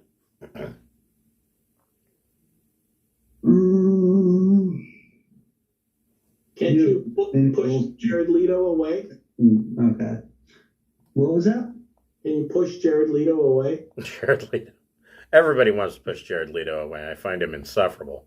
File that under speak for yourself. If you're pushing him away, I got an idea of who could receive that. Yeah, but you're going to be disappointed because he's more feminine than you are. Again, sign me up in Twice on Tuesday. Is the big guy, how bad's he looking at the moment? He's banged up, but, I mean, he's got a long ways to go. Well, shit. So I guess the first question is, do you want to spend half your movement to stand up?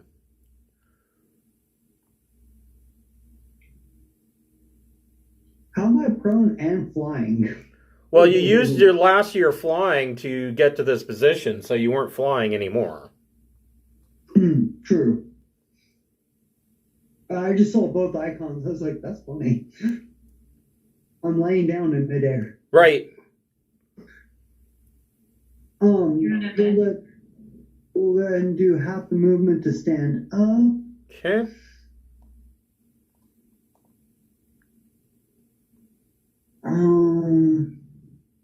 My debate on was more of, do I attack the big guy or do I try to pull our paladin away and fix our paladin a little? I'll save you. I'll use the pulling action of my Eldritch Blast on the paladin, giving her one failure to pull her 10 feet my direction. that could work. Use. Also, That's funny. Choose the form of your destroyer.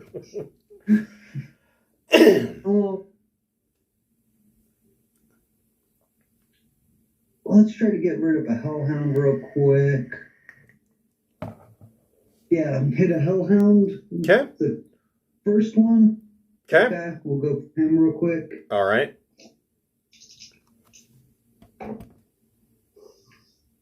Oh, it's gonna be like 23. That hits.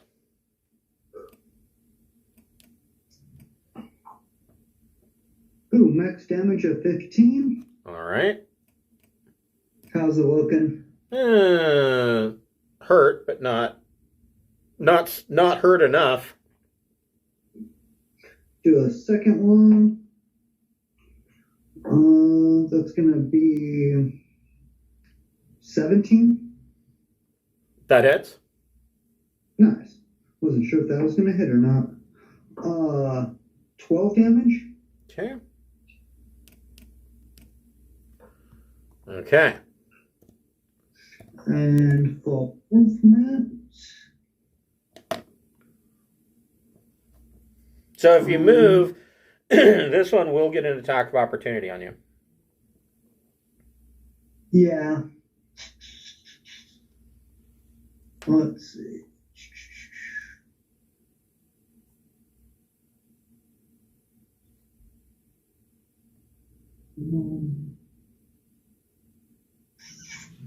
Yeah, I'm gonna have to. So I will step back, take my attack of opportunity. Okay. Soft 20 to hit That hits. for 7 piercing damage and 7 fire damage.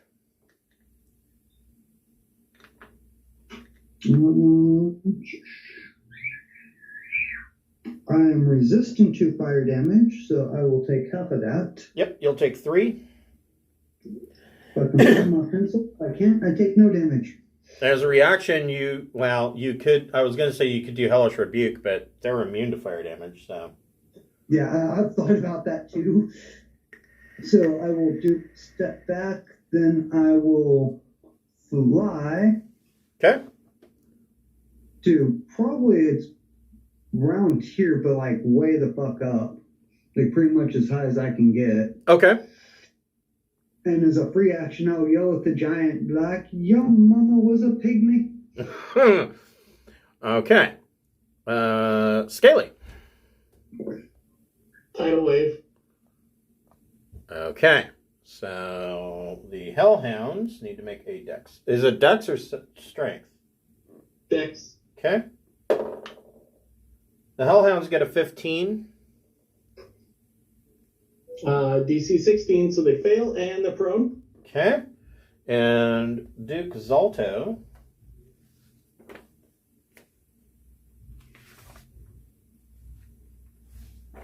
Is it disadvantage? I rolled 2 nat 20s. No, dick. Well, so he takes 7 points. Okay. So hold on And the here. Hellhounds take 15. Okay.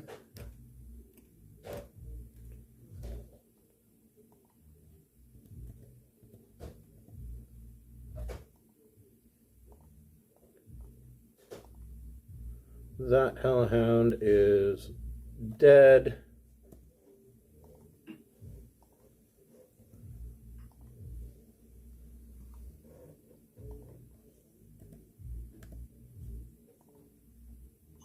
And I will move up behind. Well, I'm still in the air, but I'm in the air in the square adjacent. Okay. All right.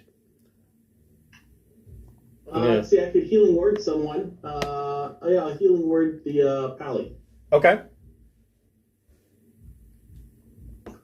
Upper level spell. 17 points. Okay. 17 points, and Clitoris is back up. The Hellhound is going to use half his movement to stand up. And the 2 lions need to make a DC 12 Dex saving throw.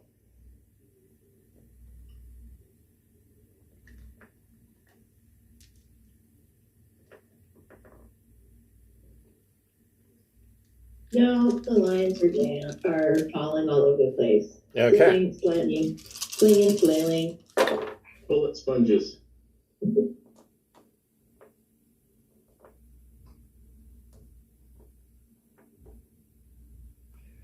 They take 22 points of fire damage from the fire breath.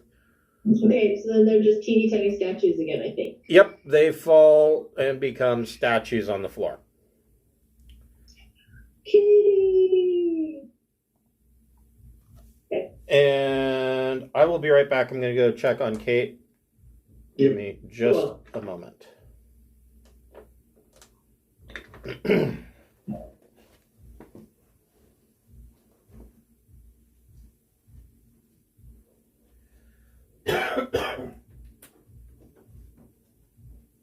How are you doing?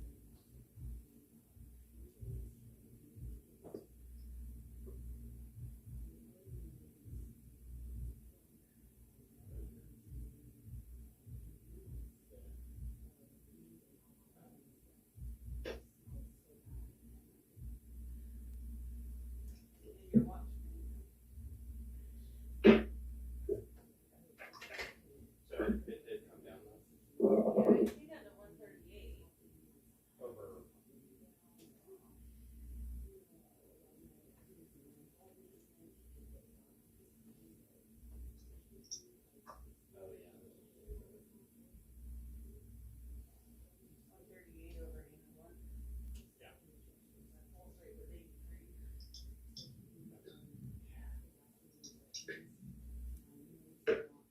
Hey, Jeff. Yep. I had a funny idea the other day. So, you know, with the polymorph spell, it's only the excessive that transfers over? Yeah. So does that mean like drunk teenagers on a weekend can like polymorph each other, then jump off like a 3rd-story building, and then like be like, I don't know, like some like half CR level, hit the ground and be like, oh, I only got a tiny bruise. That was fun, guys. Let's do it again. Yeah. You can only polymorph to something of a lower challenge rating than yourself. So kind of like my shape-shifting, if you polymorph into something with 80 hit points, you take 85 points of falling and only get 5 points of damage in the end, but you'd revert. That's what I was thinking for crazy ass kids, just like, hey, we could jump off this building, take like 20 points of damage. I'm like, in this form, so we'll live. It'll be fun. Or I could polymorph one of you into a T-Rex, and you could go tromping about as a T-Rex. Just as note, I want to do that at some point. Okay. Maybe not today, but because I shaped myself into a T-Rex at the end of the Strahd short adventure, and then it was like I didn't even get to do anything. I was like, I'm a T-Rex, and then it was like everybody's dead. No, I was reading links on the best polymorph for your party or against the enemy, and the frog is an enemy, and the orca is an enemy, and T-Rex is for your party. Nice. Yeah, I'm into it. At some point, I would like to do that for sure. I don't have any polymorph left for this combat, but I would do it otherwise. Just note it. Just note it keep it in your pocket. Just Well, note it. right now would be a great T-Rex point, but I'm out of my 4th level spells now. Yeah, no worries. Well, what would be great is if one person could do the polymorph and have another person do enlarged person. T-Rex. T-Rex is pretty damn big already, that's for sure. I thought you were going to say ride them.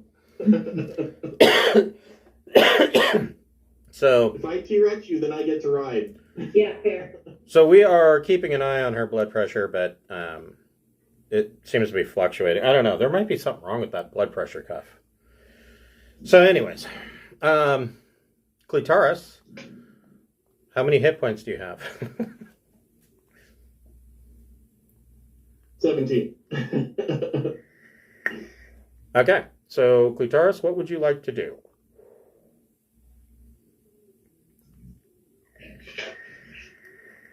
I would like to not die today, if that's okay. Disengage, move behind the pillar. Get out. So on a random question, how many times can you die in one combat before you suffer traumatic side effects? Right. PTSD. I have permanent nerve damage in my left shoulder. So last week in my Sunday game, we've been playing our Sunday game since 2015. For the first time ever, somebody had to make a death save in all that time. Usually somebody in the group is Johnny on the spot and casts a heal on somebody before they have to make a death save, but it was the first time, and they were like, I told her to make a death save, and she was like, okay, how do I do that? So... Nice.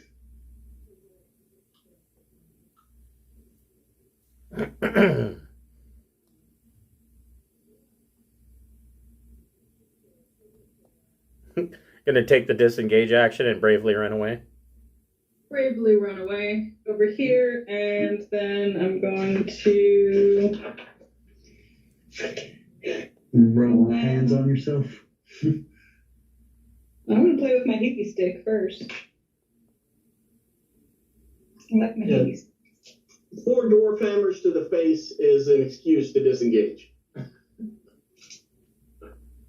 So, disengage was your action. Oh, rogue, she can do it as a bonus. Oh, okay. What he said. She's a sneaky priest. I Yeah. am a sneaky priest. None of the altar boys see you coming. I was going to say, at least you're not that type of sneaky priest. Okay, so I used one of my wand charges and gained back 11 hit points. Okay.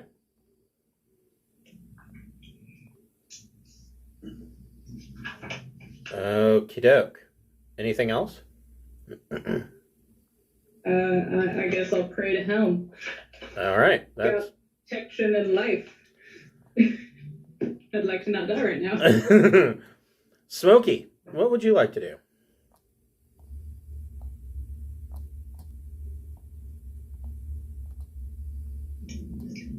Okay.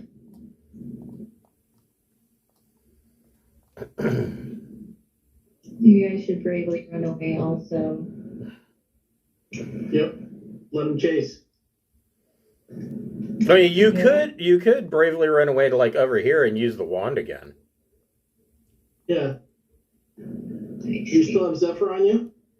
Yeah, I do for like 4 more rounds, I think. So let me see here. We'll call that your Zephyr Zap. Okay, I'll go here. And then use the wand on those 2 jabronis. Okay. They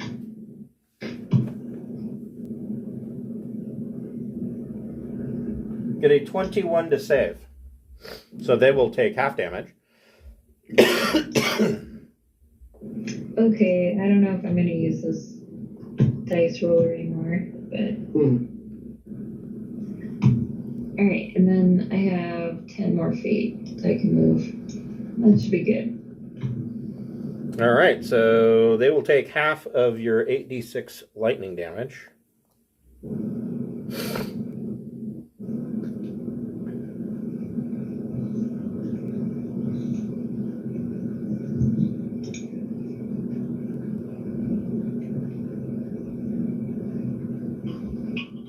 Yeah, I didn't get 1, 5, or 6 with the advanced dice roller. They're all 1, 2, 3, and 2 4s.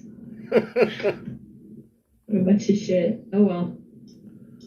So you got 22 total? Yeah. So they will take 11 each, which doesn't kill them, but they are really messed up.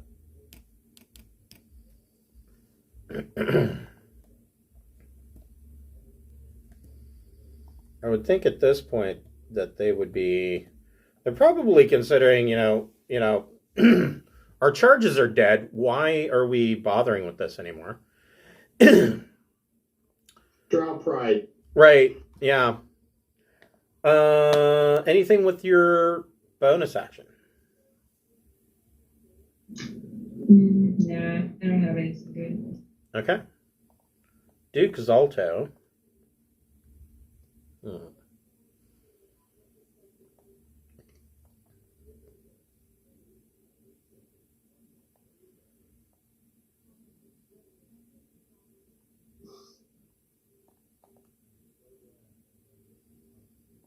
Moves over here.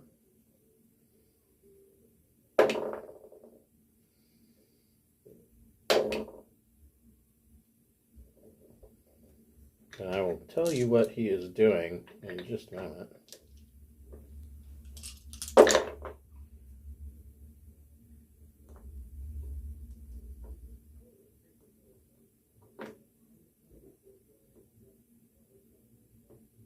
Yeah, that is enough. So he comes over and swings his big maul up and strikes the gantry twice. On the second hit, the gantry is torn clear, and one of the arms of the adamantine arm that was held on the crane falls into the middle where the firewall is, and this gantry is torn away and is now sloping.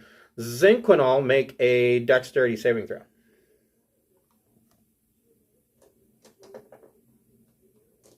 No. Zinquinal, you slide and fall down to the floor right here. You are prone. Oops.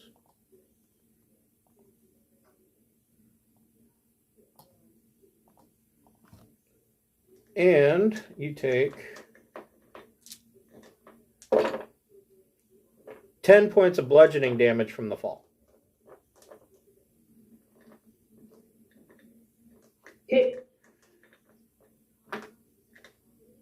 And that is Duke Zalto's turn.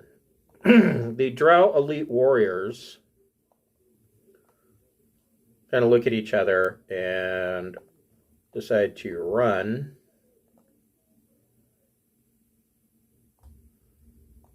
This way.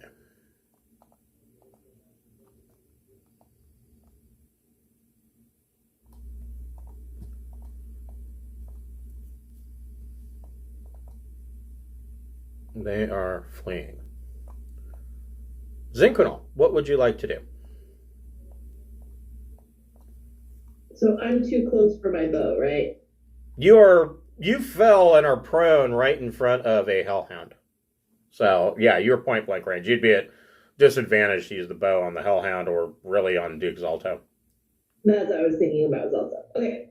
Well, I will stand up and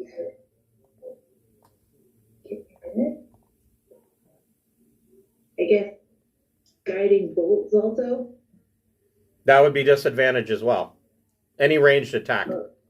I know, but like, okay. I mean, everything else I have is like a D6, so. You can disengage and increase the gap. Well, if it's a dexterity save, the disadvantage will cancel out with my disadvantage on him, correct? Or no, it's disadvantage to attack. Yeah. Right. But if you got anything that's a dexterity based save, she's a disadvantage. Well, no, she's no longer poisoned, but there is no save. Guiding bolt is a 2-hit. No, I'm saying that there's a different spell that you can cast that is a save versus an attack. Right. That might help. Like Sacred Flame. Yeah. Sacred Flame is radiant damage, despite its name. I'll do Guardian of Faith. Okay. Which is a dex saving throw. Okay. So he is at disadvantage. He's going to take double damage from your Guardian of Faith because he rolled a nat 1. Okay. And I'm going to put my Guardian of Faith right there. Right. And that's 20 for both Zalto and the Hellhound. Or no, the Hellhound has to make a save too. Yep, the Hellhound gets an 11. Okay, so yeah. So the Hellhound immediately dies. Cool. From And then that. 20 radiant for Zalto as well. Okay. And then for my bonus action, I'm going to hit him with my hammer again, even if it's disadvantage. Okay. Well, your hammer's not at disadvantage, so. My hammer's not at disadvantage. Okay. No. Then I will pick up that field mouse and bonk him on his head.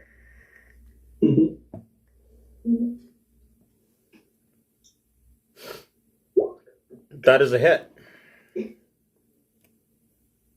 Right? Okay.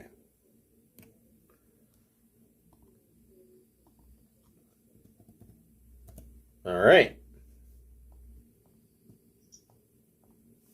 Still haven't broke 100.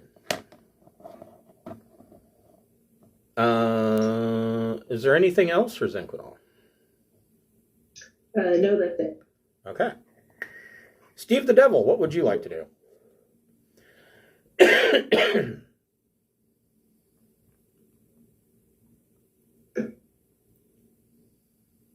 That is a good question.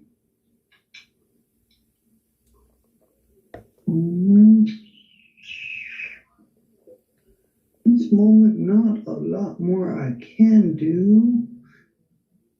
So I will swoop down. Well, I'm already almost that far. But I will drop to the ground. Actually, no, I'll stay in the air and I'll buzz around his head like a fly. Okay. You could give somebody the help action.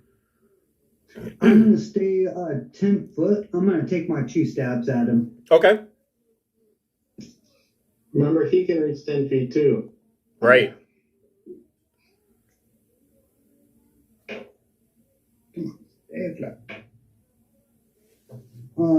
22 to hit. That hits.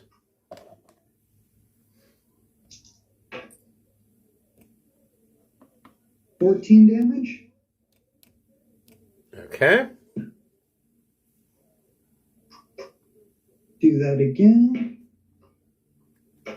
18 to hit. That hits.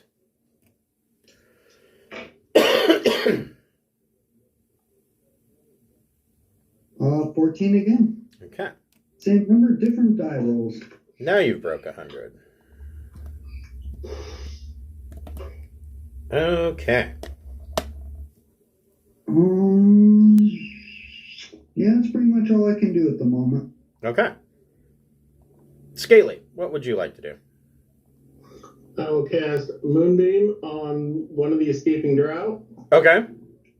So it's a 5-foot radius, but I want to at least make them go around it, so I don't want it in the middle of the hallway. Right. Okay. Okay. So on him, DC 16 con, 14 radiant. he fails his con with a 7 and dies. That was my intended purpose, so yay me. I will then move. I'm still up in the air and still above the gantry. Yep. And the elevator was stuck on the giant's head, but I don't know what it's doing. So I'm going to go back over above him to watch if he comes up the elevator. So the elevator wasn't stuck on his head. It doesn't move that fast. So this elevator is all the way at ground level now and starting to move back up. So its job, it comes down, stops at a level for a few minutes, then drops all the way down to the floor, stops for a few minutes, and then starts to go back up.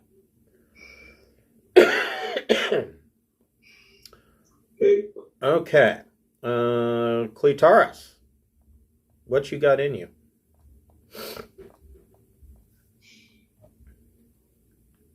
Not much. If you got spell slots left, I would say burn them. My one spell slot, yeah.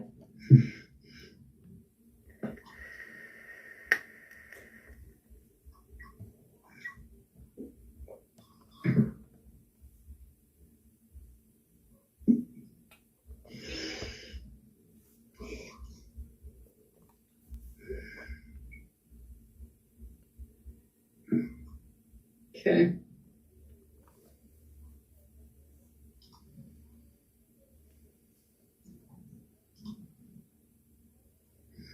Or come back.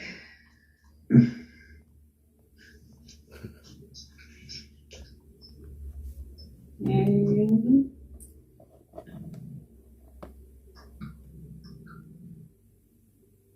I'm going to attack him. Okay.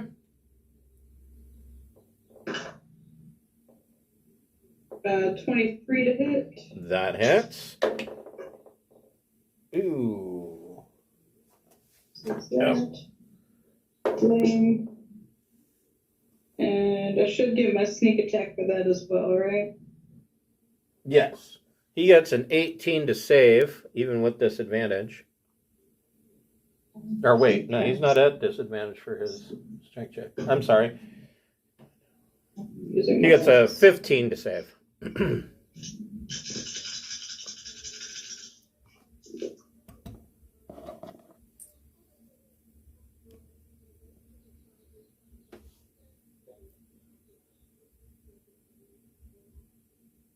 25 damage. Okay.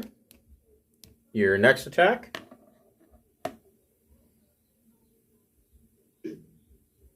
Nat 20. All damage is doubled. That. And he gets a 24 to save, so he's not prone.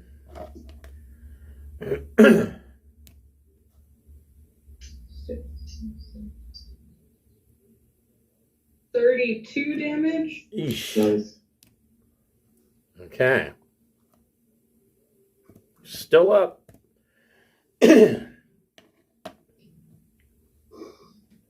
with a bonus action? No. Okay.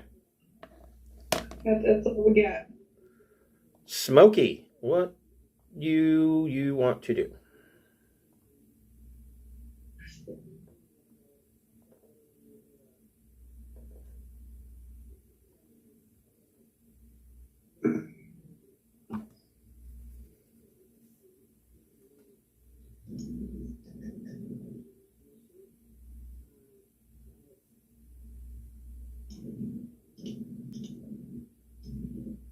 I could move up here.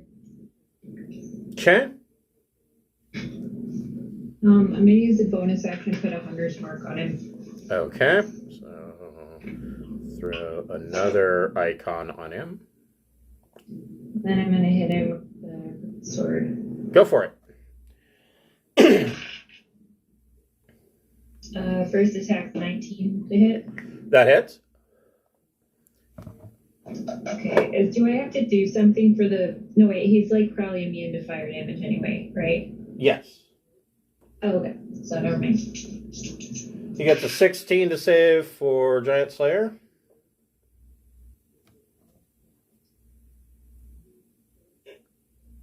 Oh, forget what do we have for next layer for damage? Yeah, so he's going to take an additional 2d6 damage from Giant Slayer. Okay, so oh, okay. That is 23. Oof. Your next attack. That's 11. So that is a miss. Okay. And did you also do the additional d6 for Hunter's Mark? Yes. Okay. So Zalto is teetering. He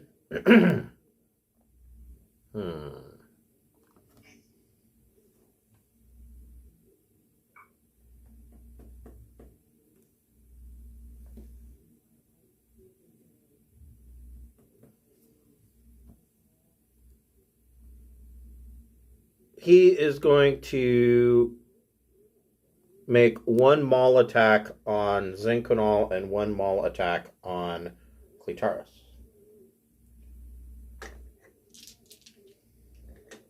Is Synchronal the one that's right next to me? Yes. Okay. Well, then he gets disadvantage because I use protection. Okay. So on Zinconal, well, he would have missed either way. 14 probably misses. 14 does miss, yes. I And wish I then, had something I could do for you. and then on I would be Clitaris. able to do it in roughly 2 turns. I can protect you. And then on Clitaris. Shit. 14 misses Clitaris. Oh my god. Yay, him. And you see, like, he barely has enough strength to swing his maul at this point. Well, I'm sure the dwarf inside it is real happy about that. Right? The Drow Elite Warrior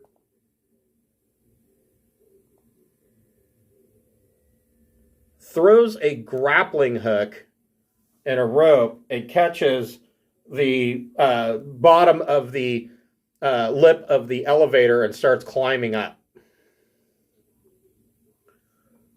Zinconal, what would you like to do? Okay, so I have already cast Guardian of Faith. I don't think I need to recast it again, but it sticks around until it does 60 points of damage, so it's got 20 more. Okay, you're going to do another 20 to him? So I think you, I don't know if you need to try and save again, probably. Yeah, but he And that's going to be Dex.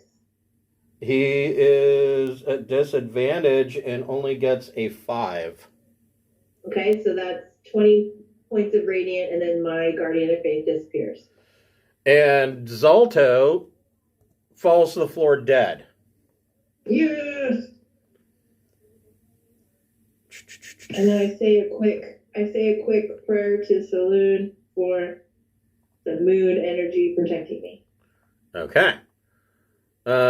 Steve, you saw that this drow is hanging from the elevator down this little hallway and is trying to climb up his rope. Well, I go to here. I should have a pretty decent view on him, right? Yeah. Cute. I will finger gun him. Okay. Oh, and when the big guy died, I'll transfer my curse to him. Okay.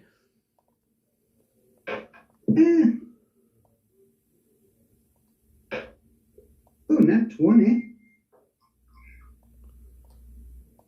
Okay, so all damage will be doubled. Including your hex. Yep, 6, 10, 14, 28 damage. And I pull him into the radiant circle. Well, he's dead, so I guess it doesn't really matter. Into the radiant circle. Yes. All right, we are out of combat. Holy cow. So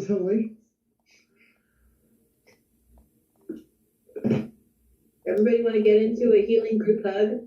You celebrate. We open the mead. Let's see, if people get within 30 feet of me, I do have prayer of healing left. Although I'm sure we're gonna rest, so maybe it's not necessary. yeah, resting's. I mean, you have killed Zalto, but it's not like the rest of it's not like the rest of Ironslag is put down, so it's not like the area is secure. Okay. Doesn't one person have the instant fortress thing? I do, yeah. I was gonna say I can do a Leopold's hut. I know that's not actually his name, but that's the name that always comes to mind. Leoman's tiny hut. Yeah, you could do that. Okay. Okay. Well, are we planning on doing a short rest or a long rest? Well, Leoman's tiny hut lasts for 8 hours. 8 hours, yeah. Long would be nice. I have the spells left.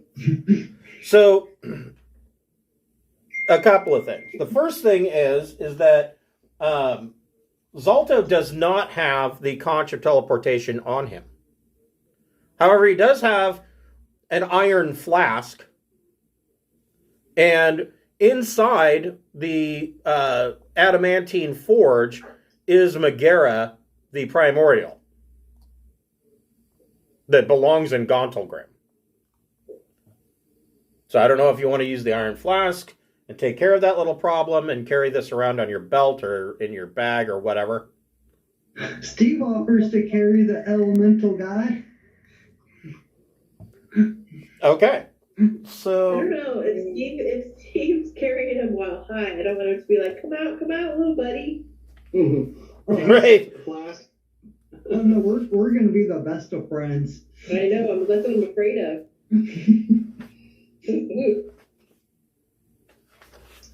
Let's see here. Yeah, it's an iron bottle with a brass stopper. You can use an action to speak the flask command word, targeting a creature that you can see within 60 feet. So Megara gets a DC 17.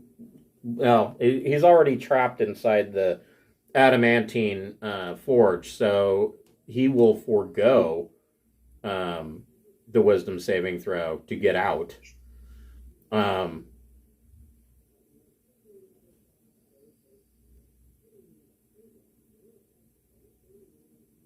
So you have Megara trapped inside the iron flask.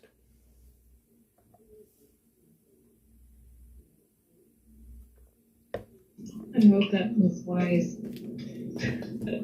Let me see what else Zalto may have here. In the Can we free the door that's in the club? yes, in the cage is a dwarf named Jasper Dimmerchasm.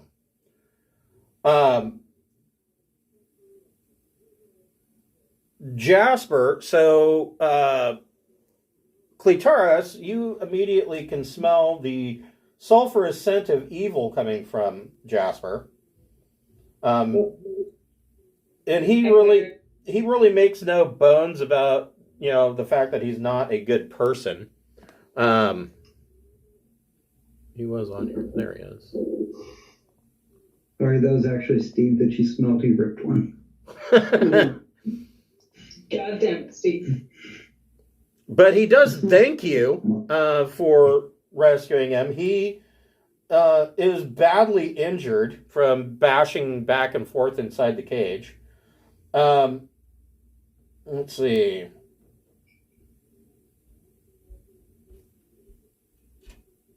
He does have a battle axe and a hand axe. Because Zalto saw no reason to, disarm him. He was kind of boned either way. Do you know where the... Sorry, what was your question?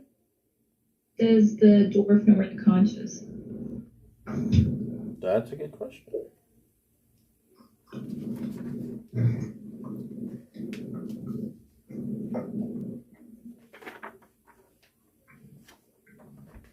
Yeah, he would know.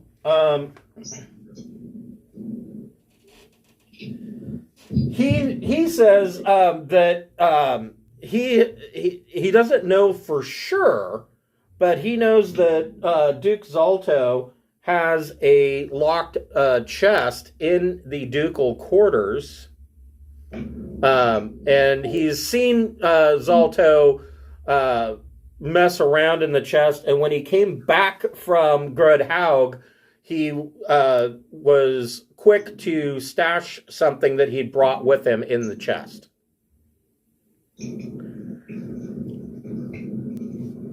And Jasper says that if it's all right with you, I'd like to join your party until at least we reach some civilization.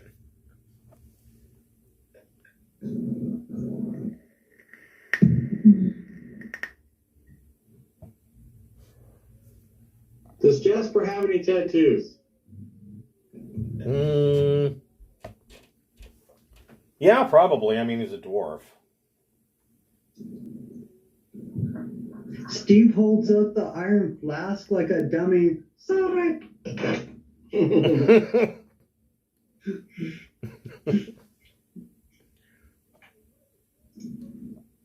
I don't know. Do we want evil here, or should we let him hang out with the yak people? We'll save him.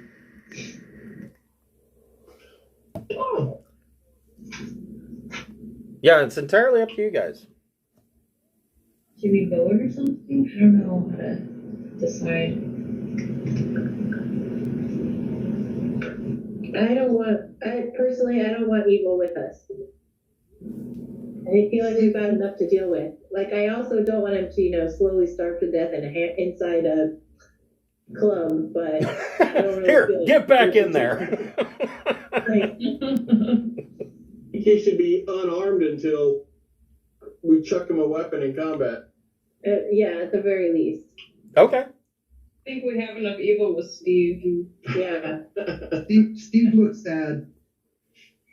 Technically, Steve's not evil though. He's just a dick. Jasper gives up his weapons, and he says, "Would you mind if I stowed away in your tiny hut?" Sure, I'm okay with it. Okay, as long as someone's going to keep watch. I don't want him to get any ideas. Okay, so you guys all can complete a long rest and thus get all your hit points and spell slots back.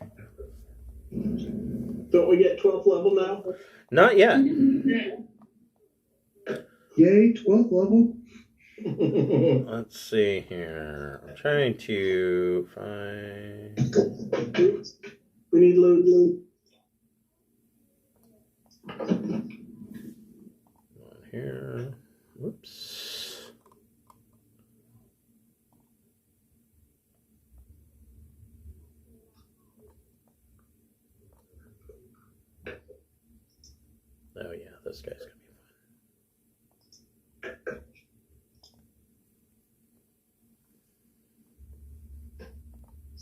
testing out what part of Jared Leto might make for good barbecue.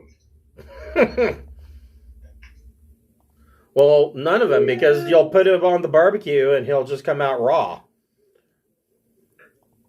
Well, if I could get some char flavor still, it's scaly. I mean, really. At least it's fresh. That's true. Figure out where this guy is going to. Besides, who else can say they had a Duke for dinner? That's true.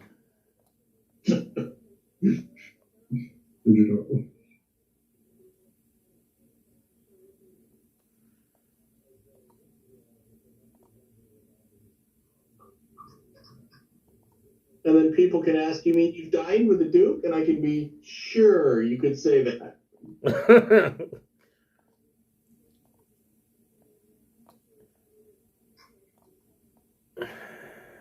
On here. You could have Duke Tartare, and you don't have to. No, I don't think there's like a lot more of that in like the show. Duke kebabs. More doable.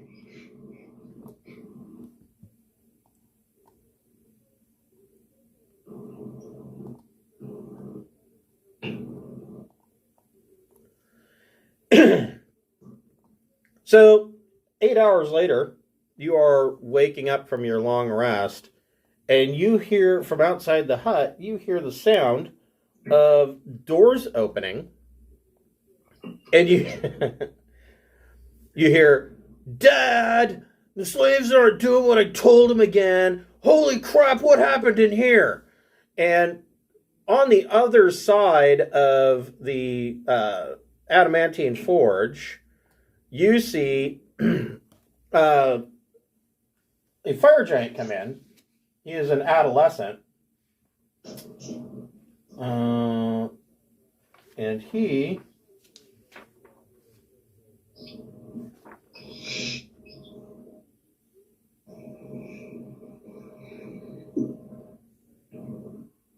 I'm trying to see how... He looks like...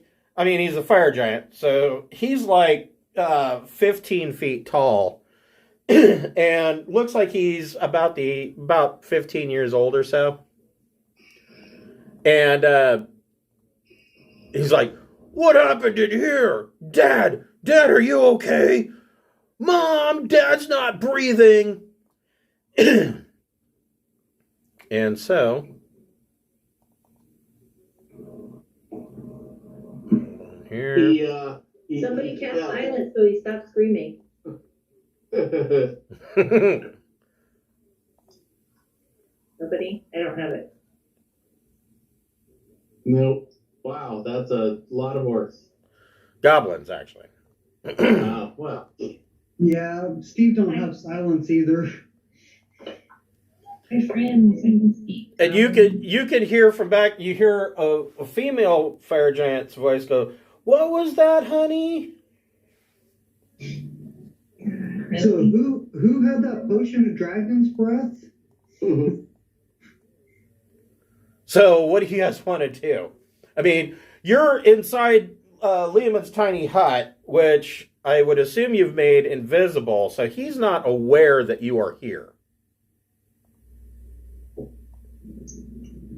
We can wait, or we can make a run for it. But we need the conch, so... It could be T-Rex time. It's T-Rex time. Do it. I'm ready. Cast lust before you turn into a T-Rex.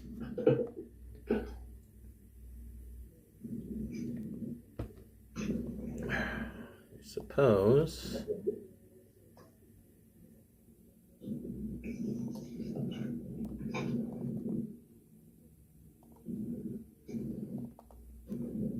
I could really, if it's running out, I could very, very quickly recast it, and hopefully he was looking in the wrong direction in the split second.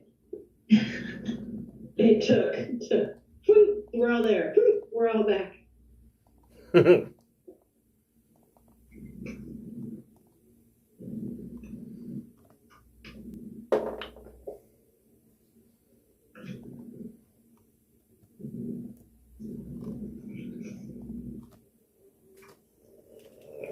here. So everybody go ahead and roll initiative.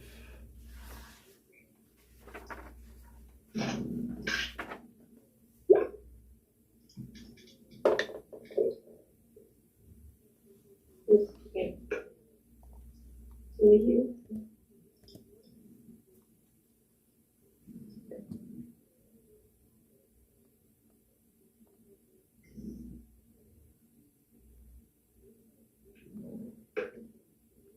All right, I'm going to use my vigilant blessing to try and do better. Okay.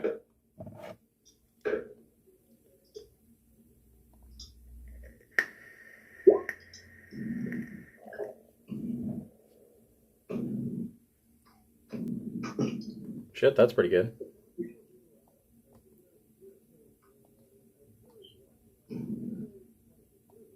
Can you guys use the T-Rex link to go get the stats? Or should I paste them? I will. Is it linked? It doesn't have fancy you are. I just thought it was a picture. Oh, it is this picture. I will go get it. I can paste.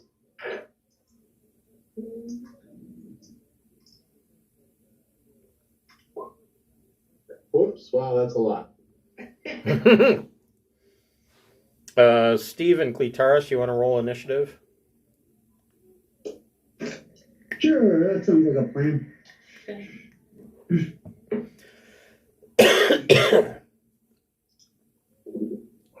Okay, I got it.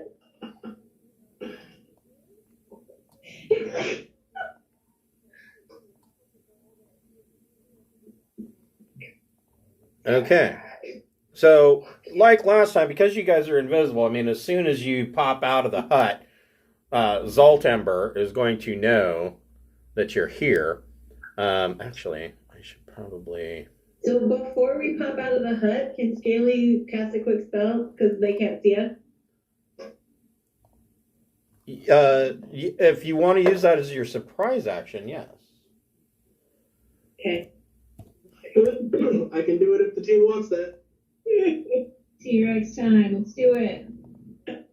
Personally, I can't think of anything I want more, but that's just me. Hold on. T-Rex with the scaly on his back. Yes. I'd like to burst out of the hut. Arr! At least he won't think his dad was bested by a bunch of tiny people. Yeah.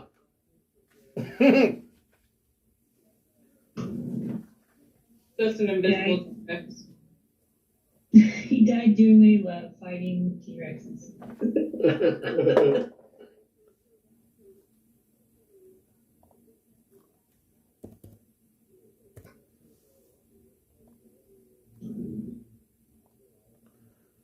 Okay. So you are going to go full T-Rex. Yup. And like, my turning into a T-Rex will shatter the hut around me. So who's turning into the T-Rex? Inquinal. Okay. All right.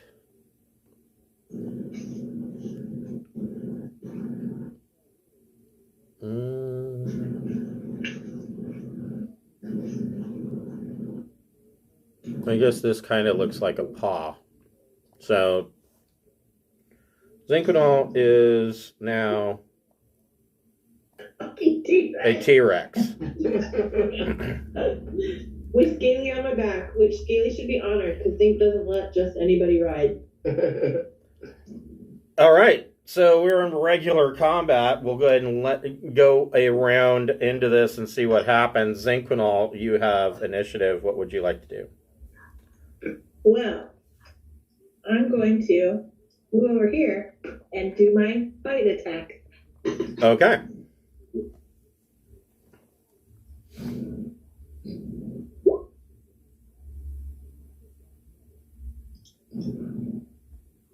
So 27 to hit.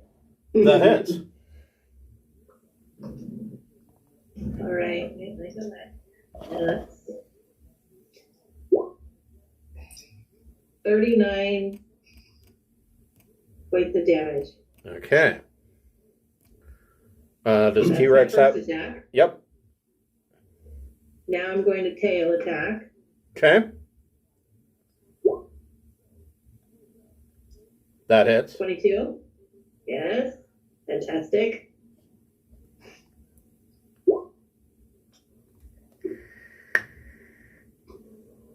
For 22. Okay. All right. You got anything else? I don't think I can do anything else. Okay. All right. I can't, it's not like I can use my cleric magic while I'm a dinosaur. Yeah, and And Scaly's. Scaly in your head. Good start. Now roar. So So, with my telepathy, I can still help her and direct her, even though she can't talk. right. Tell her to shake her tiny fist at him. This is my favorite thing in the whole world right now. What if you do, T-Rex?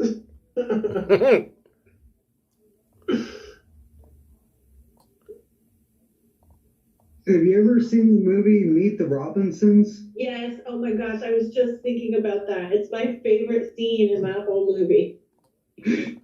But my arms are too tiny.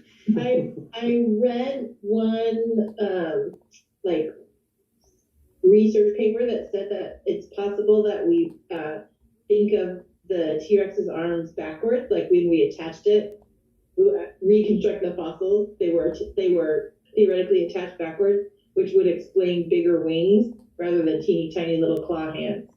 Mm-hmm. Huh. And I don't know if that has been, verified or further studied by anybody, but I was like, well, I suppose it would restore a little dignity. Well, now I'm picturing a 3-ton chicken running around. Yeah, that's basically what it looks like if you draw feathers all over a T-Rex. You end up with a big ass chicken. Yep. So it's like a block of your head, but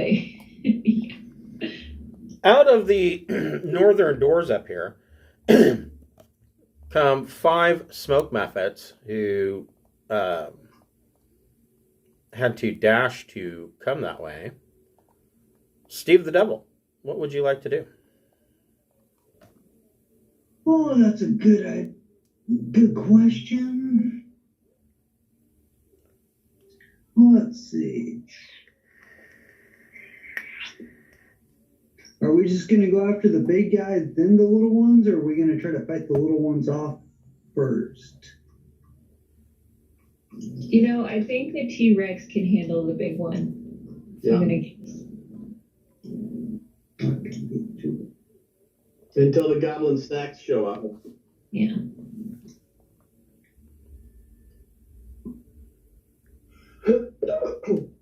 As a bonus action, I will cast Spirit Shroud. Okay. No, let's do it.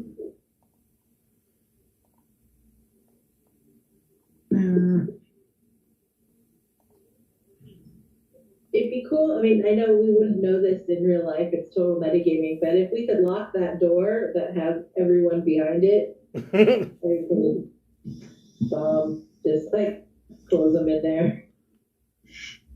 I will shoot some Eldritch Blast. Okay.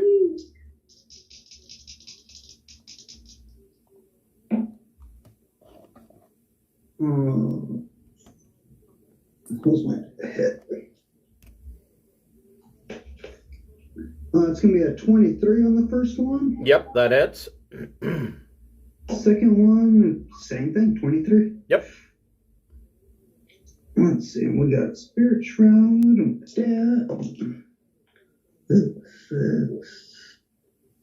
10 on the first hit, and he is pushed 10 foot back into his buddy. 10 feet back would be into the Adamantine Forge. Oh, no, not him. Shooting at the goblin. Yeah, the smoke mephits. Oh, okay. Okay. Let's do that. Hold on here. Let me recalculate.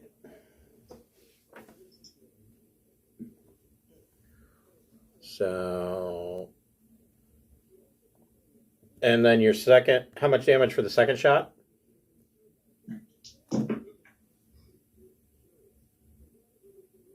$19 damage. Okay, so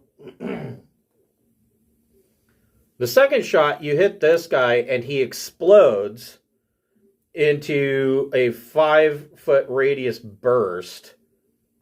I hope I covered his buddies and his entrails. So it's just a cloud of smoke that will eventually disperse. Anything else? Bonus action? More movement? No, bonus action was the Spirit Shroud. Right. I did my movement and did my 2 shots. I'm good. Okay. From the other side of these doors somewhere, you hear a woman yell, "You scrubs keep cooking." And she says, "You guys come with me." Hold on here. Forgot about those guys.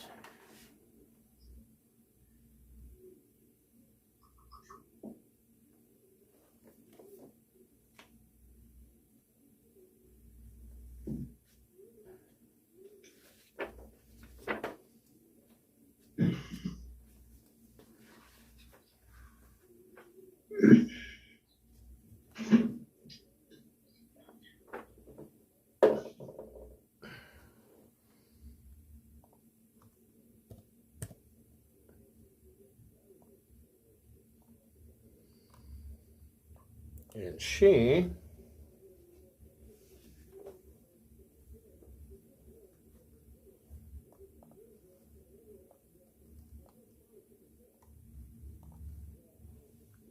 is coming. You see another fire giant, full adult, behind the smoke methods. Smokey, what would you like to do?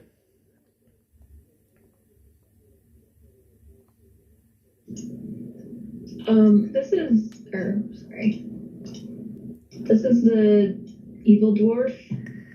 Is that Yes, right? yes. Okay, just making sure. Okay, so it goes 30 feet. We can actually measure it. Okay. About there. And then I can use the wand of lightning through 2 of them. Okay. I So, think, right? yep. So they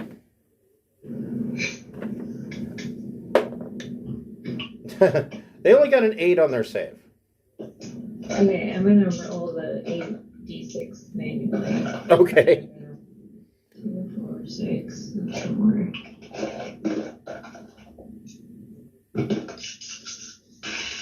Yeah, much better.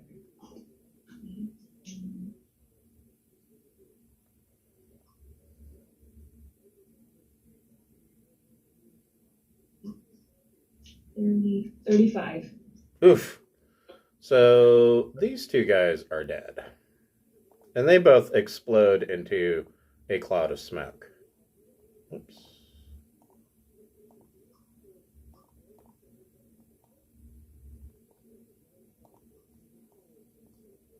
Anything with a bonus action? I'll cast that restraint again for next time we play Okay. this game. I will mark you. Okay. Zaltember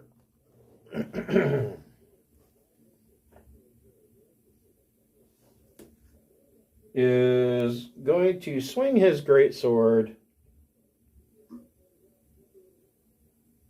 twice on the T-Rex, because the carnivorous dinosaur kind of concerns him. When he goes to swing, I'm going to yell, "Hey, batter," and try to throw him off his game. Come on, he's 15. It's the coolest thing he's seen in his life. 13 misses, I'm sure, doesn't it? Yes, AC is 13. So 13 hits. Oh, so 13 hits. So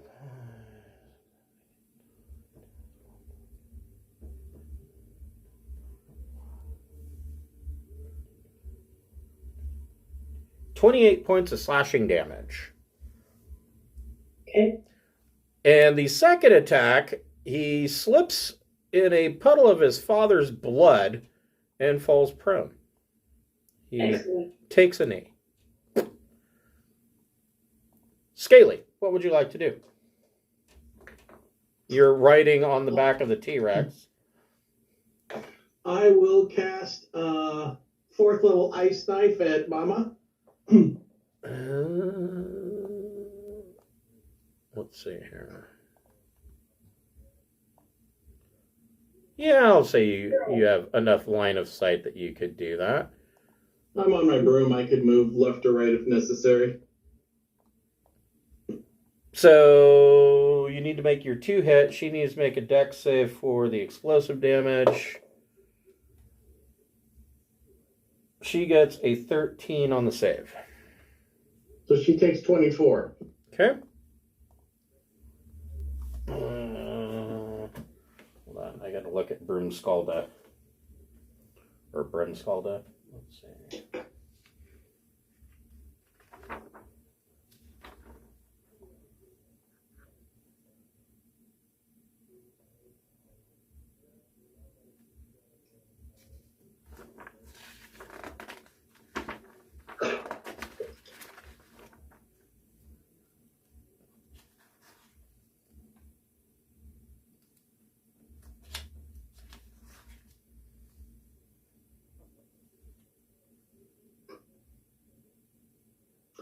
Okay. And then bonus action, I'll healing word the T-Row.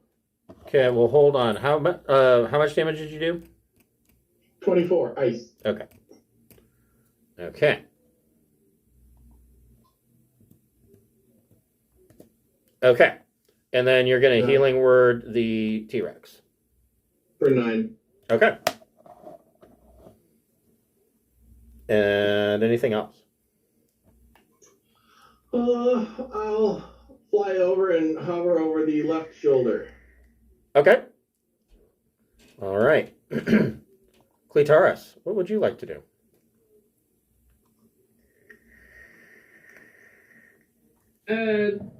Nobody's armed the dwarf dude or done anything with him, right? Correct.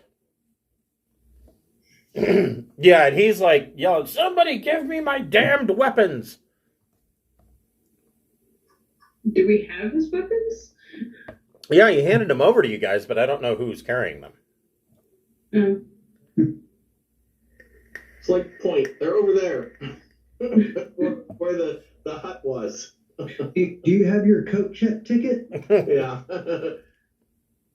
You need your valet slip. Okay, well, I guess I'll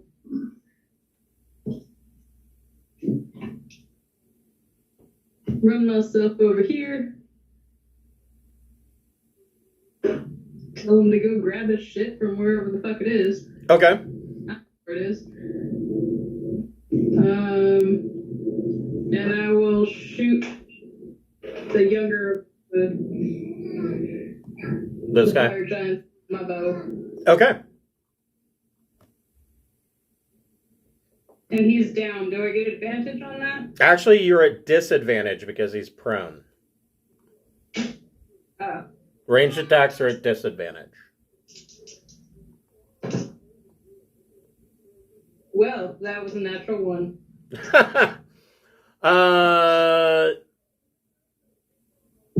You don't break your bowstring, but the arrow goes exceptionally wide.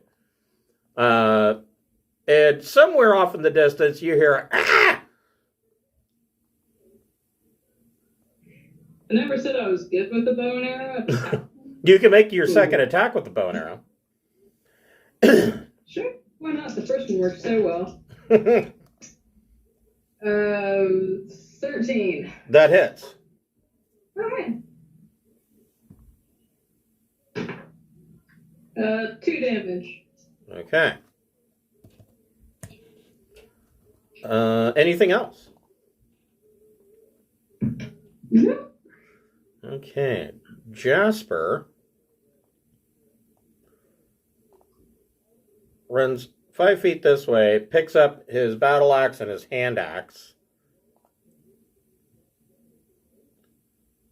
And can only run that far. The ogres, I gotta find them all. I think there's only 2 of them. Yeah. Yeah, the gray ones.